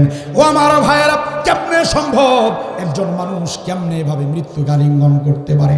এতটা সুস্থ স্বাভাবিক হয়ে কেমনে মৃত্যুকে বরণ করতে পারে? এর ব্যাখ্যায় এই জিহাদের আমল। আল্লাহ বলছেন, গোলাম রে, যারাই জিহাদের আমল করে সে আমার প্রিয়। আল্লাহ রাব্বুল আলামিন তার গোলামকে ডাক দিয়া বলে, ও আমার গোলাম রে, ও আমার গোলাম নিজামি, চিন্তা করিস না রে, চিন্তা করিস না। ভয় পাবার কোনো কারণ নাই, হতাশ হবার কোনো কারণ নাই। জালিমরা তোকে রাজাকার বলতে পারে, জালিমরা তোকে মানবতা বিরোধী বলতে পারে, জালিমরা তোকে থুথু দিতে পারে, জালিমরা তোর বিরুদ্ধে শাহবাগের মঞ্চে গালিগালাজের এরকম আয়োজন করতে পারে, স্লোগান মিটিং এর আয়োজন করতে পারে। চিন্তা করিস না রে গোলাম, সারা পৃথিবীর মানুষ তোকে ঘৃণা করতে পারে, কিন্তু আমি আল্লাহ রাব্বুল আলামিন তোর জন্য ভালোবাসার দুয়ার খুলে দিয়েছি। প্রিয় ভাইয়ের আমার, শুধু কি তাই নাকি? আল্লাহ রাব্বুল আলামিন বলেন, তাতানাজ্জালু আলাইহিমুল মালাইকা, আমি শুধু আরশে বসে তামাশাই দেখি না, আমি আল্লাহ রাব্বুল আলামিন ওই জিহাদের সৈনিকদের জন্য তাতানাজ্জালু আলাইহিমুল মালাইকা, আমি ফেরেশতা নাজিল করি। সুবহানাল্লাহ বলবেন না? ফেরেশতা নাজিল করি। ওই গোলামকে গিয়ে ফেরেশতারা বলে, আল্লাহ তাখাফু ওয়ালা তাহজানু, চিন্তা করো না রে আল্লাহর গোলাম, ভয় পেও না আল্লাহর গোলাম, ওয়া আবশিরু বিল জান্নাহ, বরং আল্লাহর পক্ষ থেকে জান্নাতের সুসংবাদ গ্রহণ করো।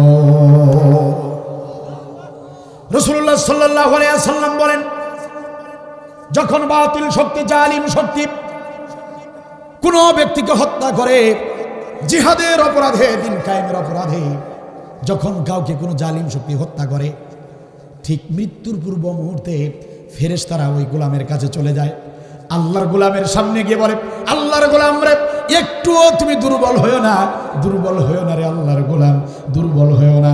এই যে দেখো, তুমি যে জান্নাতে অবস্থান করবে সেই জান্নাতের দিকে তাকিয়ে দেখো।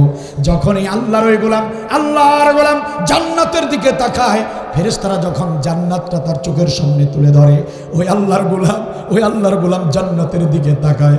প্রিয় ভাইরা আমার, বিশ্বের জমিনে এমন কোন আলেমের জন্ম হয় নাই জান্নাতের সৌন্দর্যটা আপনাকে 50% বুঝাতে পারবে, এরকম আলেমের জন্ম হয় নাই, কিয়ামত পর্যন্ত হবে না। জান্নাতের যে কি সৌন্দর্য, জান্নাতটা যে কি জিনিস পৃথিবীর কেউ বুঝাতে পারবে না। জান্নাতটা পরিকল্পনা, যতটুকু কল্পনা করেন কল্পনার বাহিরে সুন্দর। এত সুন্দর জান্নাতটা ওই গোলামের চোখের সামনে তুলে ধরা হয়, বলা হয় এই সেই তোমার ঘর, এই সেই তোমার জান্নাত। গোলাম তাকিয়ে দেখে জান্নাতের দরজায় 72 জন স্ত্রী হুরপরি দাঁড়িয়ে আছে আর ডাকছে, আল্লাহর গোলাম আপনি আসুন, আপনি আসুন, আপনার অপেক্ষায় আমরা বধূ সেজে আছি। আল্লাহর গোলাম যখন জান্নাতের দিকে তাকায়, জান্নাতের দরজায় স্ত্রীরা দাঁড়িয়ে দাঁড়িয়ে ডাকছে, সেই সময় বাতিল শক্তির, জালিম শক্তির আঘাতে তার মৃত্যুটা হয়ে যায়। মৃত্যু কেমনে হয়, যন্ত্রণা কেমনে হয়, ওই গোলামেরা বুঝতে পারে না। জান্নাতের চেহারা দেখে তারা জান্নাতি সুখ অনুভব করতে পারে।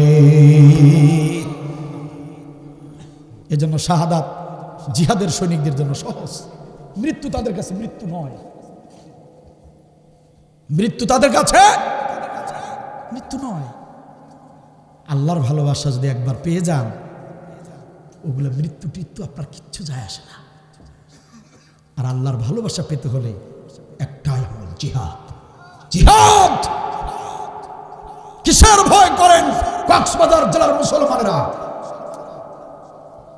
ছাত্র সমাজ তো চোখে আঙ্গুল দিয়ে প্রত্যেককে দেখিয়ে দিয়েছে অন্যার প্রতিবাদ কেমনে করতে হয়।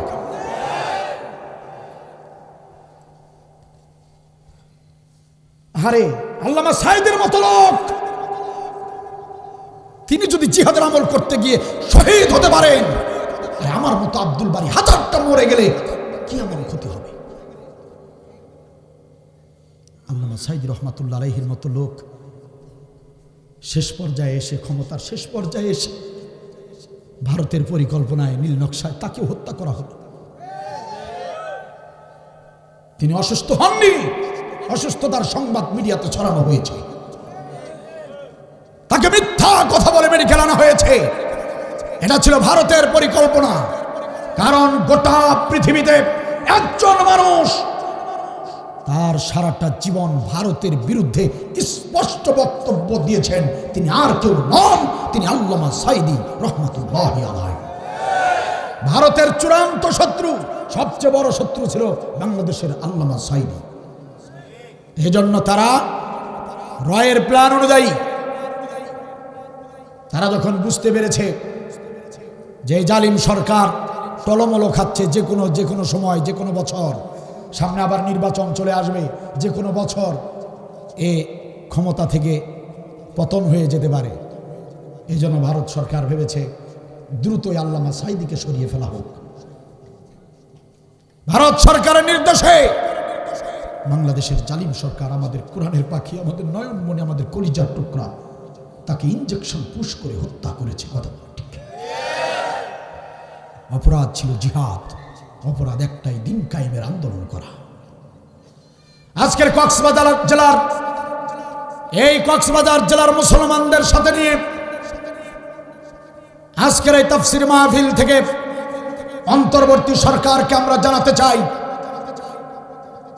আমার প্রত্যেকটা আলোচনা রংপুর টিভি ইউটিউব চ্যানেলের মাধ্যমে সারা বিশ্বে ছড়িয়ে যায়। আশা করি এই আলোচনা উপদেষ্টা মণ্ডলীর কাছে পর্যন্ত যাবে। আমার এই কণ্ঠ তাদের কান পর্যন্ত যদি পৌঁছায়, আমি তাদেরকে আবেদন করতে চাই, অন্তর্বর্তী সরকারের প্রধান ডক্টর ইউনূস, আপনি বানের পানিতে ভেসে ভেসে কুচুরি পানার মতো ক্ষমতায় বসেন না। হাজারো ছাত্র জনতার রক্তের উপর দিয়ে, জীবনের উপর দিয়ে আপনাকে আমরা ক্ষমতায় বসিয়েছি। সুতরাং আপনি জালিমদের বিপক্ষে কার্যকরী পদক্ষেপ গ্রহণ করুন, কোমরটা সোজা করে শক্তিশালী হন। আপনি কাদেরকে ভয় পান? আমরা সেটা জানতে চাই না। আমরা শুধু এতটুকু বলতে চাই, আপনি যদি হকের পক্ষে থাকেন, আপনি যদি ছাত্র জনতার পক্ষে থাকেন, আপনি যদি দেশের পক্ষে থাকেন, তাহলে আমরা 18 কোটি মুসলমান আপনার পক্ষে আছি।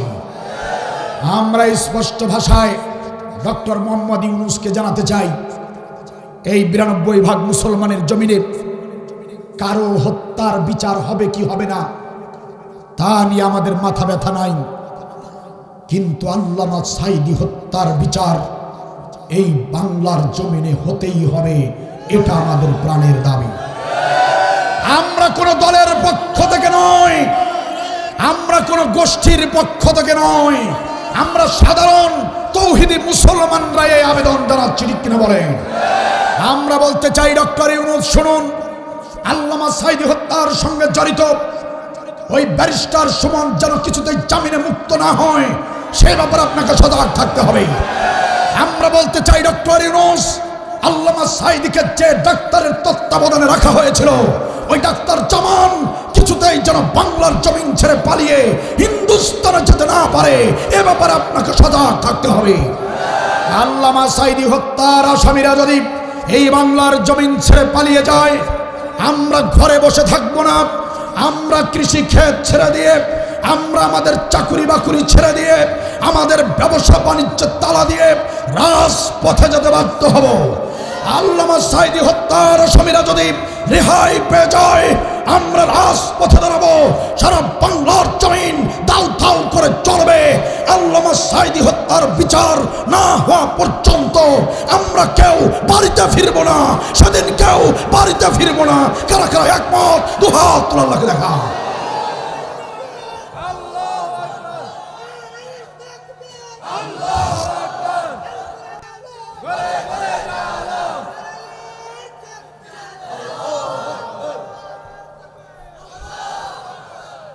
মাশাআল্লাহ, জাযাকাল্লাহু খাইর।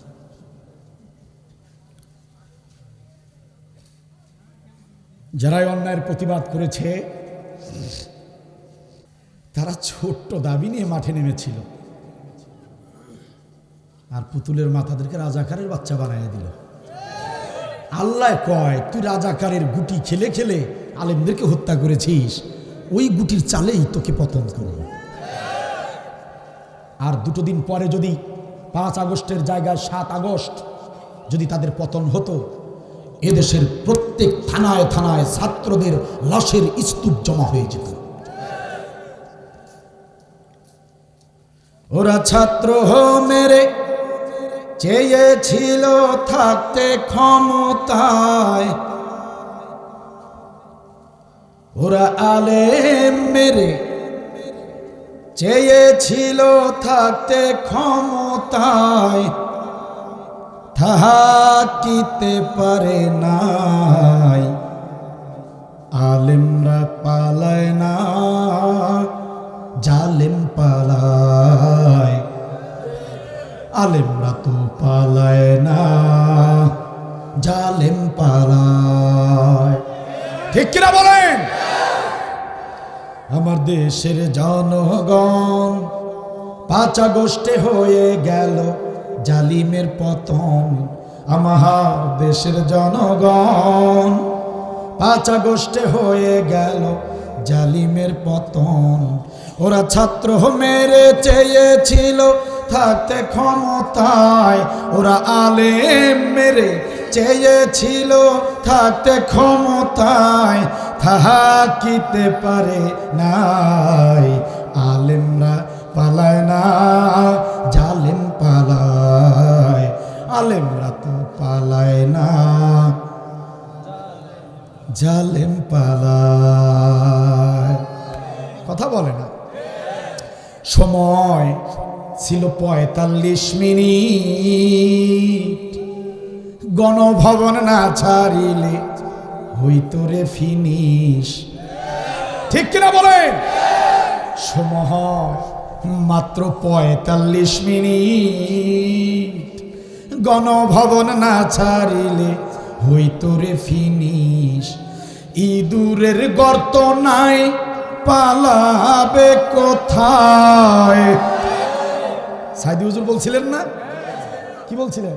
সময় আসবে এমন ইঁদুরের গর্ত খুঁজে পাবা না।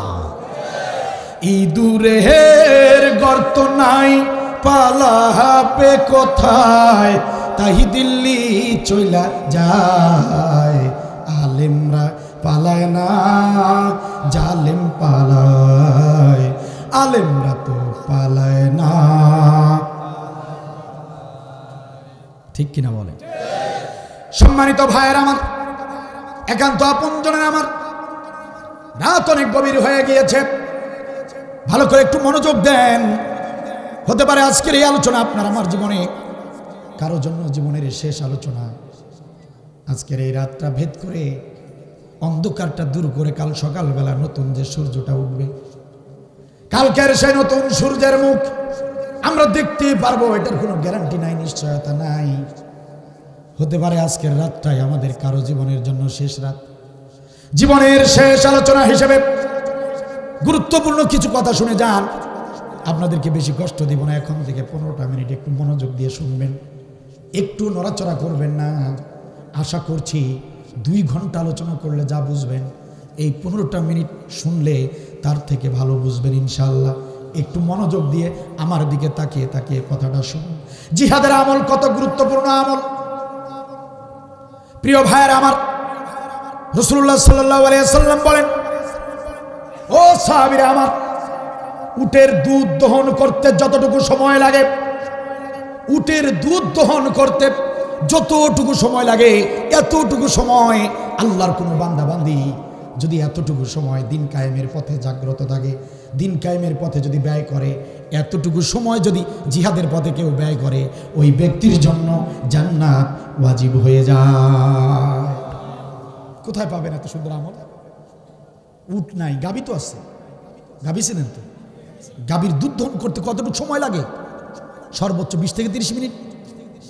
নবী বললেন, এতটুকু সময় যদি কোনো ব্যক্তি জিহাদের পথে ব্যয় করে, ওই ব্যক্তির জন্য জান্নাত ওয়াজিব হয়ে যায়। ও মুসলমানেরা, কি বড় আমল, কি প্রিয় আমল। প্রিয় ভাইয়ের আমার, নবীর ডাবল জামাই ওসমান রাদিয়াল্লাহু তাআলা আনহু, আপনাদের বিশেষ আলোচক, আমার পূর্বে যিনি কথা বলেছেন, তিনি বলেছিলেন, নবী বলেছেন, যদি আমার আরো মেয়ে থাকতো সেটাও ওসমানকে দিতাম। বলছে না? সেই প্রাণের জামাই ওসমান, নবীর জামাই হযরত ওসমান রাদিয়াল্লাহু তাআলা আনহু, তিনি বর্ণনা করেন, কি সুন্দর হাদিস। তিনি বলেন, আমার শ্বশুর রাসূলুল্লাহ সাল্লাল্লাহু আলাইহি ওয়াসাল্লাম তিনি বলেছেন, মান রাবাতাত লাইলাতান ফি সাবিলিল্লাহ কানাত কা আলফি লাইলাতিন সিয়ামুহা ওয়া কিয়ামুহা। রাসূলুল্লাহ সাল্লাল্লাহু আলাইহি ওয়াসাল্লাম বলেছেন, ও হযরতে ওসমান, কোন ব্যক্তি যদি 1000 দিন না খেয়ে রোজা রাখে, আবার 1000 রাত যদি দাঁড়িয়ে দাঁড়িয়ে নামাজ আদায় করে, 1000টা দিন যদি রোজা রাখে, আবার 1000টা রাত যদি দাঁড়িয়ে দাঁড়িয়ে নামাজ আদায় করে, ওই ব্যক্তি যতটুকু সওয়াব পাবে, মান রাবাতা লাইলাতান ফি সাবিলিল্লাহ, একটা রাত যদি কেউ জিহাদের পথে জাগ্রত থাকে, দিন কায়েমের পথে জাগ্রত থাকে, 1000 দিনের রোজা, 1000 রাতের নামাজের চেয়েও একটা রাত দিন কায়েমের পথে জাগ্রত থাকলে বেশি সওয়াব দেওয়া হয়। কোথায় পাবেন? সারা বিশ্বের আলেমদের সঙ্গে আমার চ্যালেঞ্জ, গোটা কোরআন থেকে জিহাদের চেয়ে বড় কোন আমল, জিহাদের চেয়ে প্রিয় কোন আমল, জিহাদের চেয়ে ভালো কোন আমল, জিহাদের চেয়ে গুরুত্বপূর্ণ যদি আর কোন আমল কেউ দেখাতে পারে, জীবনে কোরআনের মঞ্চে উঠব না।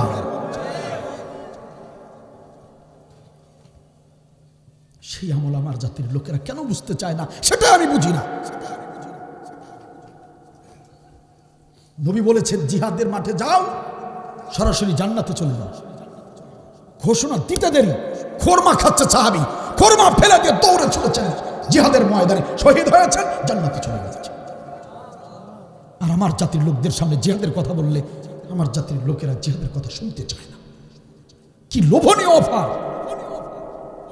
নবী সাল্লাল্লাহু আলাইহি ওয়াসাল্লাম বললেন, যে জিহাদের আমল করবে, দিন কায়েমের আন্দোলন যারা করবে, মনে মনে নিয়ত যদি করে, আমি আল্লাহ, আমাকে তুমি জিহাদের পথে তুমি শহীদ করে দিও, আমাকে শাহাদাতের মৃত্যু দিও, এই নিয়ত করে যারা জিহাদের আমল করবে, সে বাতিলের আঘাতে মরুক আর নাই বা মরুক, সে যদি নিজের ঘরের দরজার সঙ্গে ধাক্কা খেয়ে মারা যায়, সে যদি জ্বরের ভিতরে মারা যায়, অথবা সে যদি ঘুমের ঘরেও মারা যায়, নবী বলেন ওই মৃত্যুটাকে আল্লাহ শাহাদাতের মৃত্যু হিসেবে মর্যাদা দিয়ে দেন।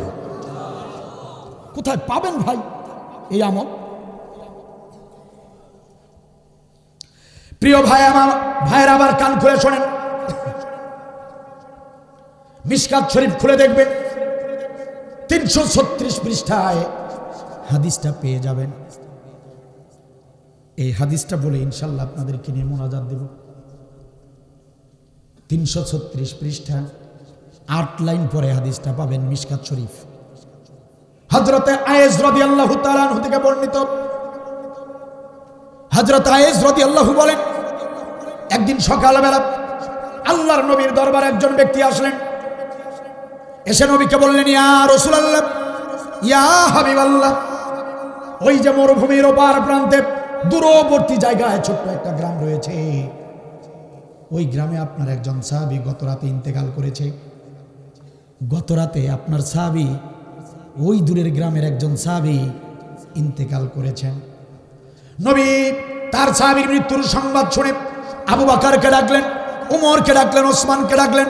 ও হযরত আবু বকর, উমর, ওসমান, আলী, কোথায় রে তোমরা? চলো চলো, আমার একজন সাহাবী মারা গিয়েছেন, চলো চলো, আমি নবী আমার সাহাবীর জানাজার ইমামতি করব। আপনার আমার নবীর একটা বৈশিষ্ট্য ছিল, কোন মুসলমান মারা গেলে আপনার আমার নবী তার জানাজার ইমামতি করতেন। কারণ নবীর ধারণা হলো, যদি কোনো মুসলমানের ভুল ভ্রান্তি থাকে, গুনাহ যদি থাকে, আর নবী নিজে যদি তার জানাজার ইমামতি করেন, আল্লাহ তাআলা নবীর সম্মানের খাতিরে তাকে মাফ করে দিতে পারে। নবী বলেন, আমার ও আবু বকর, ওসমান, ওমর, চলো চলো, আমি সাহাবীর জানাজার ইমামতি করব। সমস্ত সাহাবীদেরকে নিয়ে নবী সাল্লাল্লাহু আলাইহি ওয়াসাল্লাম মরুর পথ ধরে ধরে রওনা করেছেন মৃত ব্যক্তির বাড়ির দিকে। অনেক দূরের পথ হেঁটে হেঁটে মৃত ব্যক্তির বাড়ির কাছে যখন এসে পড়েছেন, নবী সাল্লাল্লাহু আলাইহি ওয়াসাল্লাম মৃত ব্যক্তির বাড়ির কাছে যখন চলে গেলেন, সেই সময় ওই গ্রামের আরেকজন মুসলমানের সঙ্গে নবীর দেখা হয়ে যায়। ওই গ্রামের একজন সাহাবীর সঙ্গে নবীর দেখা হয়ে যায়। নবীর সাহাবী ডাকতে বলেন, ইয়া রাসূলুল্লাহ, ইয়া হাবিবাল্লাহ, কোথায় এসেছেন? কি কারণে এসেছেন? আমাদের গ্রামে হঠাৎ করে আপনি কেন আসলেন? ইয়া রাসূলুল্লাহ, কারণটা কি? নবী বললেন, সাহাবী আমার, তুমি বুঝি খবর পাও নাই? তুমি বুঝি জানো নাই? তোমার এই গ্রামেই তো আমার একজন সাহাবী রাতের বেলা মারা গিয়েছে। তুমি কি জানো না? আমি ওই সাহাবীর জানাজার ইমামতি করতে এসেছি। ওই গ্রামের সাহাবী ডাকতে বলেন, ইয়া রাসূলুল্লাহ, ইয়া হাবিবাল্লাহ, কার জানাজার ইমামতি করতে এসেছেন?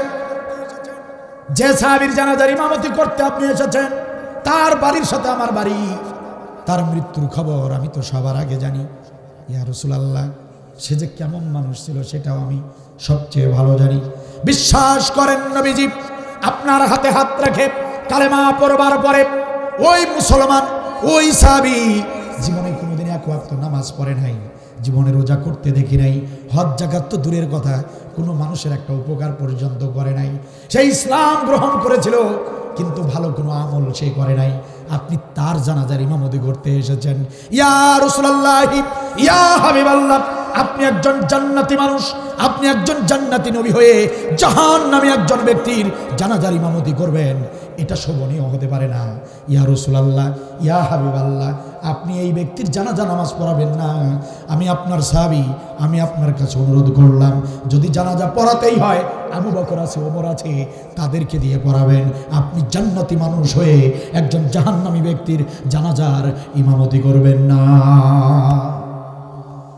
নবী সাল্লাল্লাহু আলাইহি ওয়াসাল্লাম বড় কষ্ট পেলেন। এই ভেবে তিনি কষ্ট পেলেন, মৃত সাহাবী আমার কেন ভালো আমল করলো না? মরতে দেরি হয় নাই, অথচ লোকেরা সাক্ষী দিতেছে সে জাহান্নামে চলে যাবে। নবী তার মৃত সাহাবীর কথা ভেবে কষ্ট পেয়েছেন। আর বললেন, ও সাহাবীরা আমার শোনো, আগে চলো মৃত ব্যক্তির বাড়ির ভিতরে যাই, আগে লাশটা দেখি, তারপরে সিদ্ধান্ত নেওয়া যাবে। নবী সাল্লাল্লাহু আলাইহি ওয়াসাল্লাম সমস্ত সাহাবীদেরকে নিয়ে মৃত ব্যক্তির বাড়িতে ঢুকে পড়লেন। তিনি গিয়ে দেখলেন সমস্ত আয়োজন কমপ্লিট, লাশের গোসল করিয়ে কাফন পরিয়ে খাটিয়ার উপরে শুয়ে রাখা হয়েছে। নবী সাল্লাল্লাহু আলাইহি ওয়াসাল্লাম অল্প সময়ের মধ্যেই লক্ষ্য করলেন ওই বাড়ির ভিতরে লোকজন ভরে গিয়েছে। ওই গ্রামে যত মুসলমান সাহাবী ছিল সবাই উপস্থিত হয়েছে জানাজা নামাজ পড়বার জন্য। নবী বেশ কিছু সাহাবীদেরকে দেখে নবী এগিয়ে আসলেন, সামনে এসে বললেন, ও আমার সাহাবীরা, ও আমার সাহাবীরা, এই এলাকার মুসলমানেরা, তোমরা আমার সামনে একটু সুন্দর করে দাঁড়াও। আমি নবী তোমাদের সামনে গুরুত্বপূর্ণ দুটি কথা বলতে চাই। সমস্ত সাহাবীরা বিনয়ের সঙ্গে নবীর সামনে দাঁড়িয়ে গেলেন। ইয়া রাসূলুল্লাহ, কি বলবেন বলেন। নবী বললেন, সাহাবীরা আমার, আমি এই মৃত ব্যক্তি, এই মৃত সাহাবীর জানাজার ইমামতি করতে এসেছি, কিন্তু আমি আসার পরেই শুনতে পেলাম আমার এই সাহাবী জীবনে কোনো ভালো আমল করে নাই, জীবনে নাকি একটা আমলও সে করে নাই, ভালো কাজ বলতে কিছুই নাই, ঈমান এনেছে কিন্তু আমলে চলে নাই। এটা শোনার পরে আমি খুব কষ্ট পেয়েছি। আমি কয়েকজনের কাছ থেকে শুনেছি, সবাই বলেছে এই ব্যক্তি নাকি বিনা হিসেবে জাহান্নামে যাবে, যদিও ইসলাম গ্রহণ করেছে কিন্তু ভালো আমল না করার কারণে এই ব্যক্তি জাহান্নামে যাবে। লোকেরা বলতেছে আমি যেন তার জানাজার ইমামতি না করি। ও আমার সাহাবীরা শোনো, তোমাদের ভিতরে এমন একজন ব্যক্তি কি নাই? ও আমার সাহাবীরা, তোমাদের ভিতরে একজন ব্যক্তি কি নাই যে ব্যক্তি আমার এই মৃত সাহাবীর জীবদ্দশায় একটা ভালো কাজ করেছে, একটা ভালো আমল করেছে, এমন সাক্ষী দিতে পারবা? এমন কোনো ব্যক্তি কি এখানে নাই? তোমাদের ভিতরে এমন কেউ কি নাই একটা ভালো আমলের সাক্ষী দিতে পারবা আমার এই মৃত সাহাবী জীবনে একটা ভালো কাজ করেছে, এমন সাক্ষী তোমরা কেউ দিতে পারবা নাকি? সবাই নীরব, নিস্তব্ধ, কোনো জবাব নাই। কেউ ভালো আমলের সাক্ষী দিতে পারছে না। পিছনের কাতার থেকে একজন সাহাবী ডান হাত তুলে বললেন, ইয়া রাসূলুল্লাহ, ইয়া হাবিবাল্লাহ, ওই যে লাশ হয়ে শুয়ে আছে আপনার সাহাবী, তার জীবদ্দশায় একটা ভালো কাজ সে করেছে, আমি নিজ চোখে সেটা দেখেছি। সাহাবী বলেন, নবী সাল্লাল্লাহু আলাইহি সাল্লাম বলেন, সাহাবীরে দেরি করো না, দেরি করো না, আমার এই মৃত সাহাবী কি এমন ভালো আমল করেছে, তুমি কি এমন আমল দেখেছো আমাকে বলো। দেরি করো না রে সাহাবী, তাড়াতাড়ি করে বলো কি এমন আমল তুমি দেখেছো। সাহাবী ডাকতে বলেন, ইয়া রাসূলুল্লাহ, এই তো অল্প কিছুদিন আগের ঘটনা, আপনার নির্দেশে আমরা মুজাহিদ সাহাবীরা জিহাদের ময়দানে গিয়েছিলাম, যুদ্ধের ময়দানে গিয়েছিলাম, কাফের বেঈমানদের সঙ্গে লড়াই করেছি, কাফেরদেরকে কতল করে করে বিজয় অর্জন করে কালিমার পতাকা উড্ডীন করে আমরা বিজয় ছিনিয়ে বাড়ির দিকে ফিরতেছিলাম। আমরা মুজাহিদ কাফেলা, আমরা জিহাদের ময়দান থেকে বিজয় ছিনিয়ে বাড়ির দিকে যেদিন ফিরতেছিলাম, বাড়ির দিকে ফিরতে ফিরতে প্রতিমধ্যে রাত হয়ে গেল। রাত হয়ে যাবার কারণে আমরা যাত্রা বিরতি করলাম। পাশে একটা মরুভূমি দেখতে পেলাম, ওই মরুভূমিতে গিয়ে ভালো একটা জায়গা নির্ধারণ করলাম, সেই জায়গাতে তাঁবু স্থাপন করলাম। ফজরের ওয়াক্ত যখন হবে আবার আমরা বাড়ির দিকে যাত্রা শুরু করব। রাতের বেলা আমরা মুজাহিদ সাহাবী, আমাদেরকে রাস্তার উপরে থাকতে আপনি নিষেধ করেছিলেন নবীজি, আপনি অনেক আগেই বলেছিলেন দিন কায়েমের সৈনিকেরা রাতের বেলা রাস্তায় থাকতে পারবে না, কারণ দিন কায়েমের সৈনিকদের শত্রু থাকে চতুর্দিকে। ইসলামী আন্দোলনের নেতা কর্মী যারা আছেন, শ্রমিক কল্যাণ ফেডারেশনের ভাইয়েরা, ইসলামী আন্দোলনের নেতা কর্মী যারা এখানে আছেন, নবীর এই সুন্নতটা খুব ভালো করে মনে রাখবেন। দাওয়াতি কাজ করতে যান, সাংগঠনিক কাজ করতে যান, যে কাজ করতে যান না কেন চেষ্টা করবেন দিনের বেলা করে আসার, চেষ্টা করবেন রাত হবার আগেই ফিরে আসার, চেষ্টা করবেন রাতের বেলা না যাওয়ার। প্রিয় ভাইয়েরা আমার, যদি কোথাও যেতেই হয় অবশ্যই সফর সঙ্গী সাথে দিবেন। বিশ্বনবীর হাদিস, বিশ্বনবীর কথা। ইসলামী আন্দোলন যারা করবে, দিন কায়েমের আন্দোলন যারা করে, তাদের শত্রু থাকে চতুর্দিকে। তুমি শত্রু চিনবা না, শত্রুরা তোমাকে ঠিকই চেনে। আমার এই প্রিয় মাতৃভূমি বাংলাদেশে অসংখ্য ইসলামী আন্দোলনের নেতা কর্মীদেরকে পরিকল্পিতভাবে হত্যা করা হয়েছে, কিন্তু জনগণ জানে ওগুলো সড়ক দুর্ঘটনা। প্রিয় ভাইয়েরা আমার, অসংখ্য নেতা কর্মীকে সড়ক দুর্ঘটনার দোহাই দিয়ে অনেককে হত্যা করা হয়, যেটা আমরাও নিজেরাও জানি না। এই জন্য রাতের বেলা ইসলামী আন্দোলনের নেতা কর্মীরা সাবধানে থাকবেন। ও আমার নবীজি, আপনার কথা মনে পড়ে গেল, আপনি অনেক আগেই বলেছেন জিহাদের সৈনিকরা রাস্তায় থাকতে পারবে না, রাতের বেলা রাস্তায় থাকা যাবে না, রাত হয়ে গেলে তাঁবু স্থাপন করবা। সকাল হলে আবার রওনা করবা। ইয়া রাসূলুল্লাহ, আমরা মুজাহিদরা তাই করলাম, মরুভূমিতে তাঁবু স্থাপন করলাম, আর সেখানে আমরা শুয়ে পড়লাম। সকাল হবে যখন আমরা বাড়ির দিকে রওনা করব তখন। ইয়া রাসূলুল্লাহ, আমরা সবাই লাইন ধরে শুয়ে পড়েছি, ঘুম ঘুম ভাব চলে এসেছে। এমন সময় হঠাৎ হিংস্র প্রাণীর গর্জন শুনতে পেলাম। পাশেই কোনো পাহাড় আছে অথবা জঙ্গল আছে, আর সেখানে বড় বড় হিংস্র প্রাণী আছে, তারা গর্জন দিচ্ছে। গর্জন শুনে আমরা চমকে উঠলাম, ভীত সন্ত্রস্ত হয়ে গেলাম। আমরা শোয়া থেকে সবাই দাঁড়িয়ে গেলাম। বুঝতে আর বাকি রইল না, খুব কাছেই একটা জঙ্গল আছে অথবা একটা পাহাড় আছে, আর সেখানেই বড় বড় হিংস্র প্রাণী আছে। আমরা যেখানে তাঁবু স্থাপন করেছি, অল্প সময়ের মধ্যে আমাদের শরীরের গন্ধ পেয়ে ওই হিংস্র প্রাণীরা তাঁবুর ভিতরে ঢুকে পড়বে, আর আমাদেরকে ছিঁড়ে ছিঁড়ে খাবে। বাঁচার তো আমাদের কোনো উপায় থাকবে না। আমরা জিহাদের ময়দান থেকে এসেছি, আমাদের কারো হাত কাটা, আমাদের কারো পা কাটা, কারো মাথা ফাটা। জিহাদের ময়দান থেকে সুস্থ শরীরে কেউ তো ফিরতে পারে না। আমরা তো সবাই আহত, আমরা সবাই ক্লান্ত শ্রান্ত। ইয়া রাসূলুল্লাহ, ঘটনাটা শোনেন। আমরা বড় বেকায়দায় পড়ে গেলাম। ওই হিংস্র প্রাণীরা নির্ঘাত আজকে আমাদেরকে খেয়ে ফেলবে। বাঁচার তো কোনো উপায় নাই। কি করব কোনো উপায় না পেয়ে আমরা মুজাহিদ সাহাবীরা আল্লাহর দরবারে দুটি হাত পেতে মুনাজাত শুরু করলাম। ওগো নবীজি, আমরা আল্লাহর শাহী দরবারে দুহাত তুলে বললাম, ইয়া রাব্বাল আলামিন, ইয়া রাব্বাল আলামিন। আমরা কারা, আমাদের পরিচয় কি তুমি তো জানো। আমরা হলাম তোমার বিশ্ব নবীর মুজাহিদ সাহাবী, বিজয় অর্জন করে বাড়ির দিকে ফিরতেছি। রব্বুল আলামিন, বুঝতে পারি নাই পাশেই যে জঙ্গল আছে অথবা পাহাড় আছে, আমরা অন্ধকারের কারণে বুঝতে পারি নাই সেখানে হিংস্র প্রাণী আছে, বুঝতে পারি নাই। তাঁবু স্থাপন করেছি, শুয়ে পড়েছি, রাত গভীর হয়ে গেল। রব্বুল আলামিন, আমরা তো বুঝতেই পারি নাই, এখন তো হিংস্র প্রাণীরা আমাদেরকে চিরে চিরে খাবে, এখন তো বাঁচার কোনো উপায় নাই। রব্বুল আলামিন, ইয়া রব্বাল আলামিন, আমাদের জন্য একজন সাহায্যকারী পাঠিয়ে দিন। ইয়া রাসূলুল্লাহ, আল্লাহর কাছে আমরা দোয়া করলাম, একজন সাহায্যকারী পাঠাও। দোয়া চাইতে দেরি হয়েছে, দোয়া কবুল হতে দেরি হয় নাই। সুবহানাল্লাহ বলে দোয়া মুনাজাত শেষ করে তাকিয়ে দেখলাম তাঁবুর ভিতরে একজন অচেনা যুবক, অজানা এক যুবক প্রবেশ করেছে। আল্লাহু আকবার। একজন যুবক আমাদের সামনে এসে দাঁড়ালো, আমাদেরকে লক্ষ্য করে ডাক দিয়ে বলল, কে তোমরা? কি তোমাদের পরিচয়? কোথা থেকে এসেছো? কোথায় বা যাচ্ছ? আমার বাড়ির সামনে মরুভূমিতে তাঁবু স্থাপন করেছো, কার অনুমতি নিয়ে করেছো? কি তোমাদের পরিচয় বলো? আমরা বললাম, ও যুবক রে, আমাদের তেমন বড় কোনো পরিচয় নাই। আমরা হলাম বিশ্ব নবীর মুজাহিদ সাহাবী, কাফের বেঈমানদের সঙ্গে যুদ্ধ করে কালিমার পতাকা উড্ডীন করে বিজয় অর্জন করে ফিরেছি। ইয়া রাসূলুল্লাহ, এই পরিচয় যখন আমরা দিলাম, ওই যুবক তখন মুস্কি হাসি দিল। মুস্কি হাসি দিয়া বলল, ও বিশ্ব নবীর মুজাহিদ সাহাবীরা, চিন্তা করো না, ভয় পেও না রে মুজাহিদ সাহাবীরা। তোমরা যে নবীর হাতে হাত রেখে কালেমা পড়ে ইসলাম গ্রহণ করেছ, আমি অধম গুনাহগার এই গোলাম, আমিও সেই নবীর হাতে হাত রেখে কালেমা পড়ে ইসলাম গ্রহণ করেছি। তোমরাও নবীর সাহাবী, আমি নিজেও নবীর সাহাবী।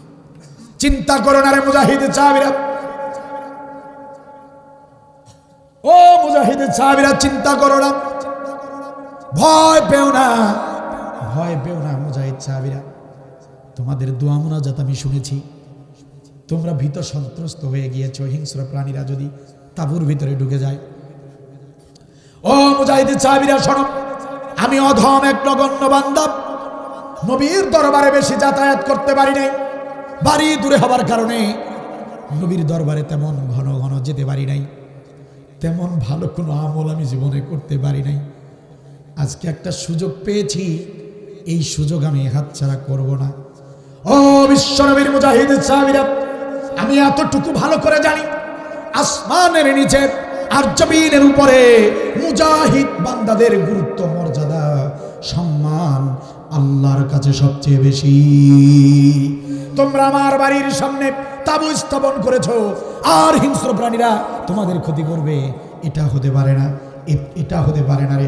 ও মুজাহিদ সাহাবীরা, চিন্তা করো না, সারাটা রাত তোমরা নাক ডেকে ঘুমাবে, আমি অধম সারাটা রাত তোমাদেরকে পাহারা দেব।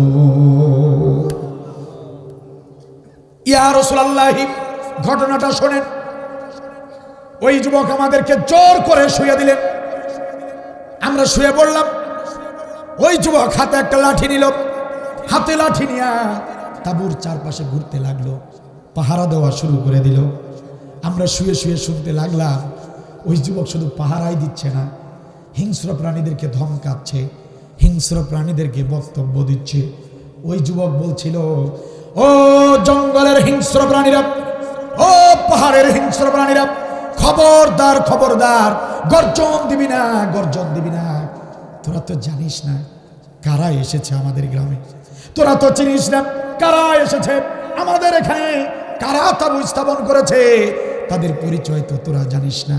এরা হলো বিশ্বনবীর জিহাদের সৈনিক, এরা হলো দিন কায়েমের সৈনিক, এরা হলো মুজাহিদের চাবি।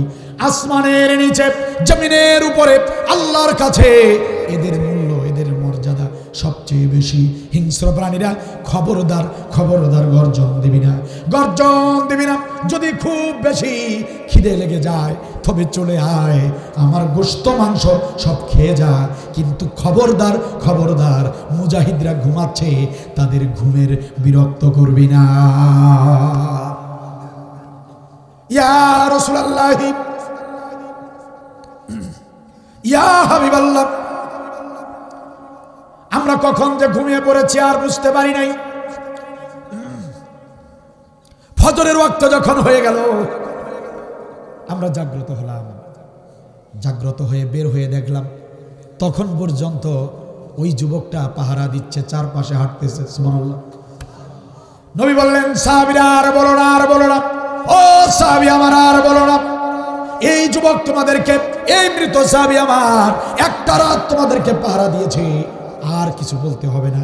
তোমরা মুজাহিদে চাবি, দিন কায়েমের সৈনিক, তোমাদেরকে একটা রাত পাহারা দিয়েছে, আর বলতে হবে না রে, আর বলতে হবে না। সাহাবীরা কাতারবদ্ধ হও, সোজা হয়ে দাঁড়াও, চেপে চেপে দাঁড়াও, আমি বিশ্বনবী এই সাহাবীর জানাজার ইমামতি করব। নবী সাল্লাল্লাহু আলাইহি ওয়াসাল্লাম শুধু জানাজার ইমামতি করলেন না। ও যুবক ভাইয়েরা, প্রিয় কক্সবাজার জেলার মুসলমানেরা শোনেন, নবী দেখুন কি করলেন। নিজের জানাজার ইমামতি পড়াবার পরে ওই মৃত সাহাবীর লাশটা খাটিয়ায় তুলে, সেই খাটিয়া নবী সাল্লাল্লাহু আলাইহি ওয়াসাল্লাম নিজ কাঁধে বহন করলেন। যে সাহাবী জীবনে আমল করে নাই, ভালো কোনো আমল নাই, নামাজ রোজা হজ যাকাত দান সাদাকা পিতা মাতার খেদমত, কোনো আমল নাই, নবী সাল্লাল্লাহু আলাইহি ওয়াসাল্লাম ওই বেআমল সাহাবীর লাশের খাটিয়া নিজ কাঁধে বহন করে কবর পর্যন্ত গেলেন। শুধু তাই নয় প্রিয় ভাইয়েরা আমার, চাপার জোরের বক্তব্য দিতে আসি নাই, চাপার জোরের বক্তব্য দিতে আসে নাই আব্দুল বারী। মিশকাত শরীফ 336 পৃষ্ঠা খুলে দেখবেন। প্রিয় ভাইয়েরা আমার, নবী সাল্লাল্লাহু আলাইহি ওয়াসাল্লাম শুধু কবরের কাছে আসলেন না, নিজে কবরে নেমে গেলেন, লাশটা যত্ন করে আদর করে সাহাবীর লাশটা নিজ হাতে নবী সাল্লাল্লাহু আলাইহি ওয়াসাল্লাম নিজে কবরে নেমে লাশটা নিজে কবরে নামালেন। কবরে নামায় ক্ষান্ত হলেন না। নবী সাল্লাল্লাহু আলাইহি ওয়াসাল্লাম ওই মৃত সাহাবী, যে কিনা জীবনে কোনো ভালো আমল করে নাই, ওই সাহাবীর কাফনের কাপড় মুখ থেকে সরালেন, মুখের কাফনের কাপড়টুকু সরালেন। আপনার আমার নবী জান্নাতি নবী, জান্নাতি নবীর জান্নাতি ঠোঁট দিয়া ওই মৃত সাহাবীর কপালে চুমা দিলেন। কি খুশনসিব, আর কি খুশনসিব, নবী তার কপালে চুমা দিলেন। এখানেই শেষ নয় রে মুসলমান, কক্সবাজার জেলার মুসলমানেরা জিহাদের আমল কারে বলে? প্রিয় ভাইয়ারা আমার, নবী সাল্লাল্লাহু আলাইহি ওয়াসাল্লাম সাহাবীদেরকে সাথে নিয়ে এবার বালিয়ার পাথরগুলো দিয়ে কবরটাকে সম্পাদন করে ফেললেন। আমার দিকে লক্ষ্য করেন প্রিয় ভাইয়েরা, নবী সাল্লাল্লাহু আলাইহি ওয়াসাল্লাম সমস্ত সাহাবীদেরকে নিয়ে কবরের কাজ যখন কমপ্লিট করে ফেললেন, সমস্ত সাহাবীরা দাঁড়িয়ে নবী সাল্লাল্লাহু আলাইহি ওয়াসাল্লাম তার ডান হাত ওই মৃত কবরবাসীর কবরের মাঝখানে তিনি এভাবে রাখলেন, কবরের মাঝখানে নবী তার ডান হাত রাখলেন। নবী সাল্লাল্লাহু আলাইহি ওয়াসাল্লাম ওই কবরের মাঝখানে ডান হাত এভাবে রাখলেন, রেখে তিনি ঘোষণা করলেন, ইন্না সাহাবাকা ইয়াজুন্নুনা আন্নাকা মিন আহলিন নার ওয়া আনা আশহাদু আন্নাকা মিন আহলিল জান্নাহ। নবী বললেন, মৃত কবরবাসী সাহাবী আমার, এক কবরবাসী সাহাবী, তোমার প্রতিবেশীরা বলেছে তুমি বিনা হিসাবে জাহান্নামী, তোমার বন্ধুরা বলেছে তুমি বিনা হিসাবে জাহান্নামী। ওয়া আনা আশহাদু আন্নাকা মিন আহলিল জান্নাহ, আর আমি বিশ্ব নবী সাক্ষী দিলাম রে, বিশ্ব নবী সাক্ষী দিলাম তুমি বিনা হিসাবে জান্নাতি।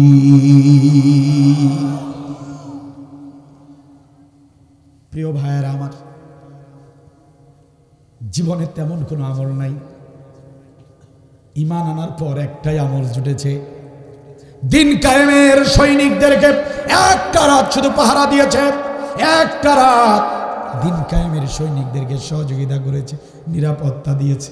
একটা রাতের একটা আমল, একটা রাতের একটা আমল আল্লাহর কাছে এত ভালো লেগেছে, আল্লাহর কাছে এত ভালো লেগেছে, তামাম জিন্দেগির গুনাহ মাফ করেছেন, তাকে জান্নাতি বলে আল্লাহ নবীর মাধ্যমে ঘোষণা দিয়েছে। প্রিয় কক্সবাজার জেলার মুসলমানেরা, ও তরুণ যুবকেরা, যদি প্রশ্ন করি প্রিয় ভাইরা আমার, এই বাংলার জমিনে দিন কায়েমের লক্ষ্যে ইনসাফ ভিত্তিক একটি রাষ্ট্র গড়ার জন্য যদি কখনো রাজপথে যেতে হয়, যদি বন্দুকের নলের সামনে দাঁড়াতে হয়, যদি জিহাদের ময়দানে অবতীর্ণ হতে হয়, যদি বাড়ি ঘর ছাড়তে হয়, যদি শরীরের বিন্দু বিন্দু রক্ত ঝরাতে হয়, যদি জীবন দিতে হয়, কক্সবাজার জেলার মুসলমানেরা কারা কারা জিহাদের ময়দানে যেতে রাজি আছো? দুহাত তুলে আল্লাহকে দেখাও।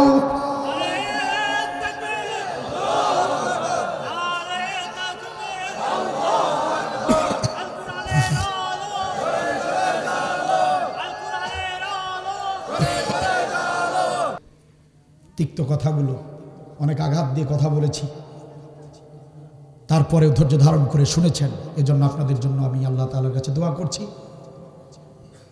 জালিমের সময় মাজলুম ছিলাম, এখন মুসাফির হালতে আছি। আল্লাহ তাআলা যেন আমার দোয়া কবুল করে নেন। আল্লাহ তাআলা আপনাদেরকে ইহকালীন এবং পরকালীন কল্যাণ দান করুন, আপনাদেরকে মুহসিনিন মুত্তাকিন বান্দা হিসেবে কবুল করুন, সবাইকে মুজাহিদ বান্দা হিসেবে কবুল করুন। যারা আয়োজক কমিটি কর্তৃপক্ষ আমার মতো নগণ্য গুনাহগারকে দাওয়াত করে কথা বলার সুযোগ দিয়েছেন, আমি তাদের প্রতি কৃতজ্ঞতা জ্ঞাপন করছি। সবার জন্য দোয়া করে এবং আমার জন্য দোয়া চেয়ে আজকের আলোচনা আমি এখানে শেষ করতে চাচ্ছি। ইনশাআল্লাহ মোনাজাত হবে, তারপরে সবাই যাবেন, কেউ উঠবেন না, পরিবেশ নষ্ট করবেন না ইনশাআল্লাহ।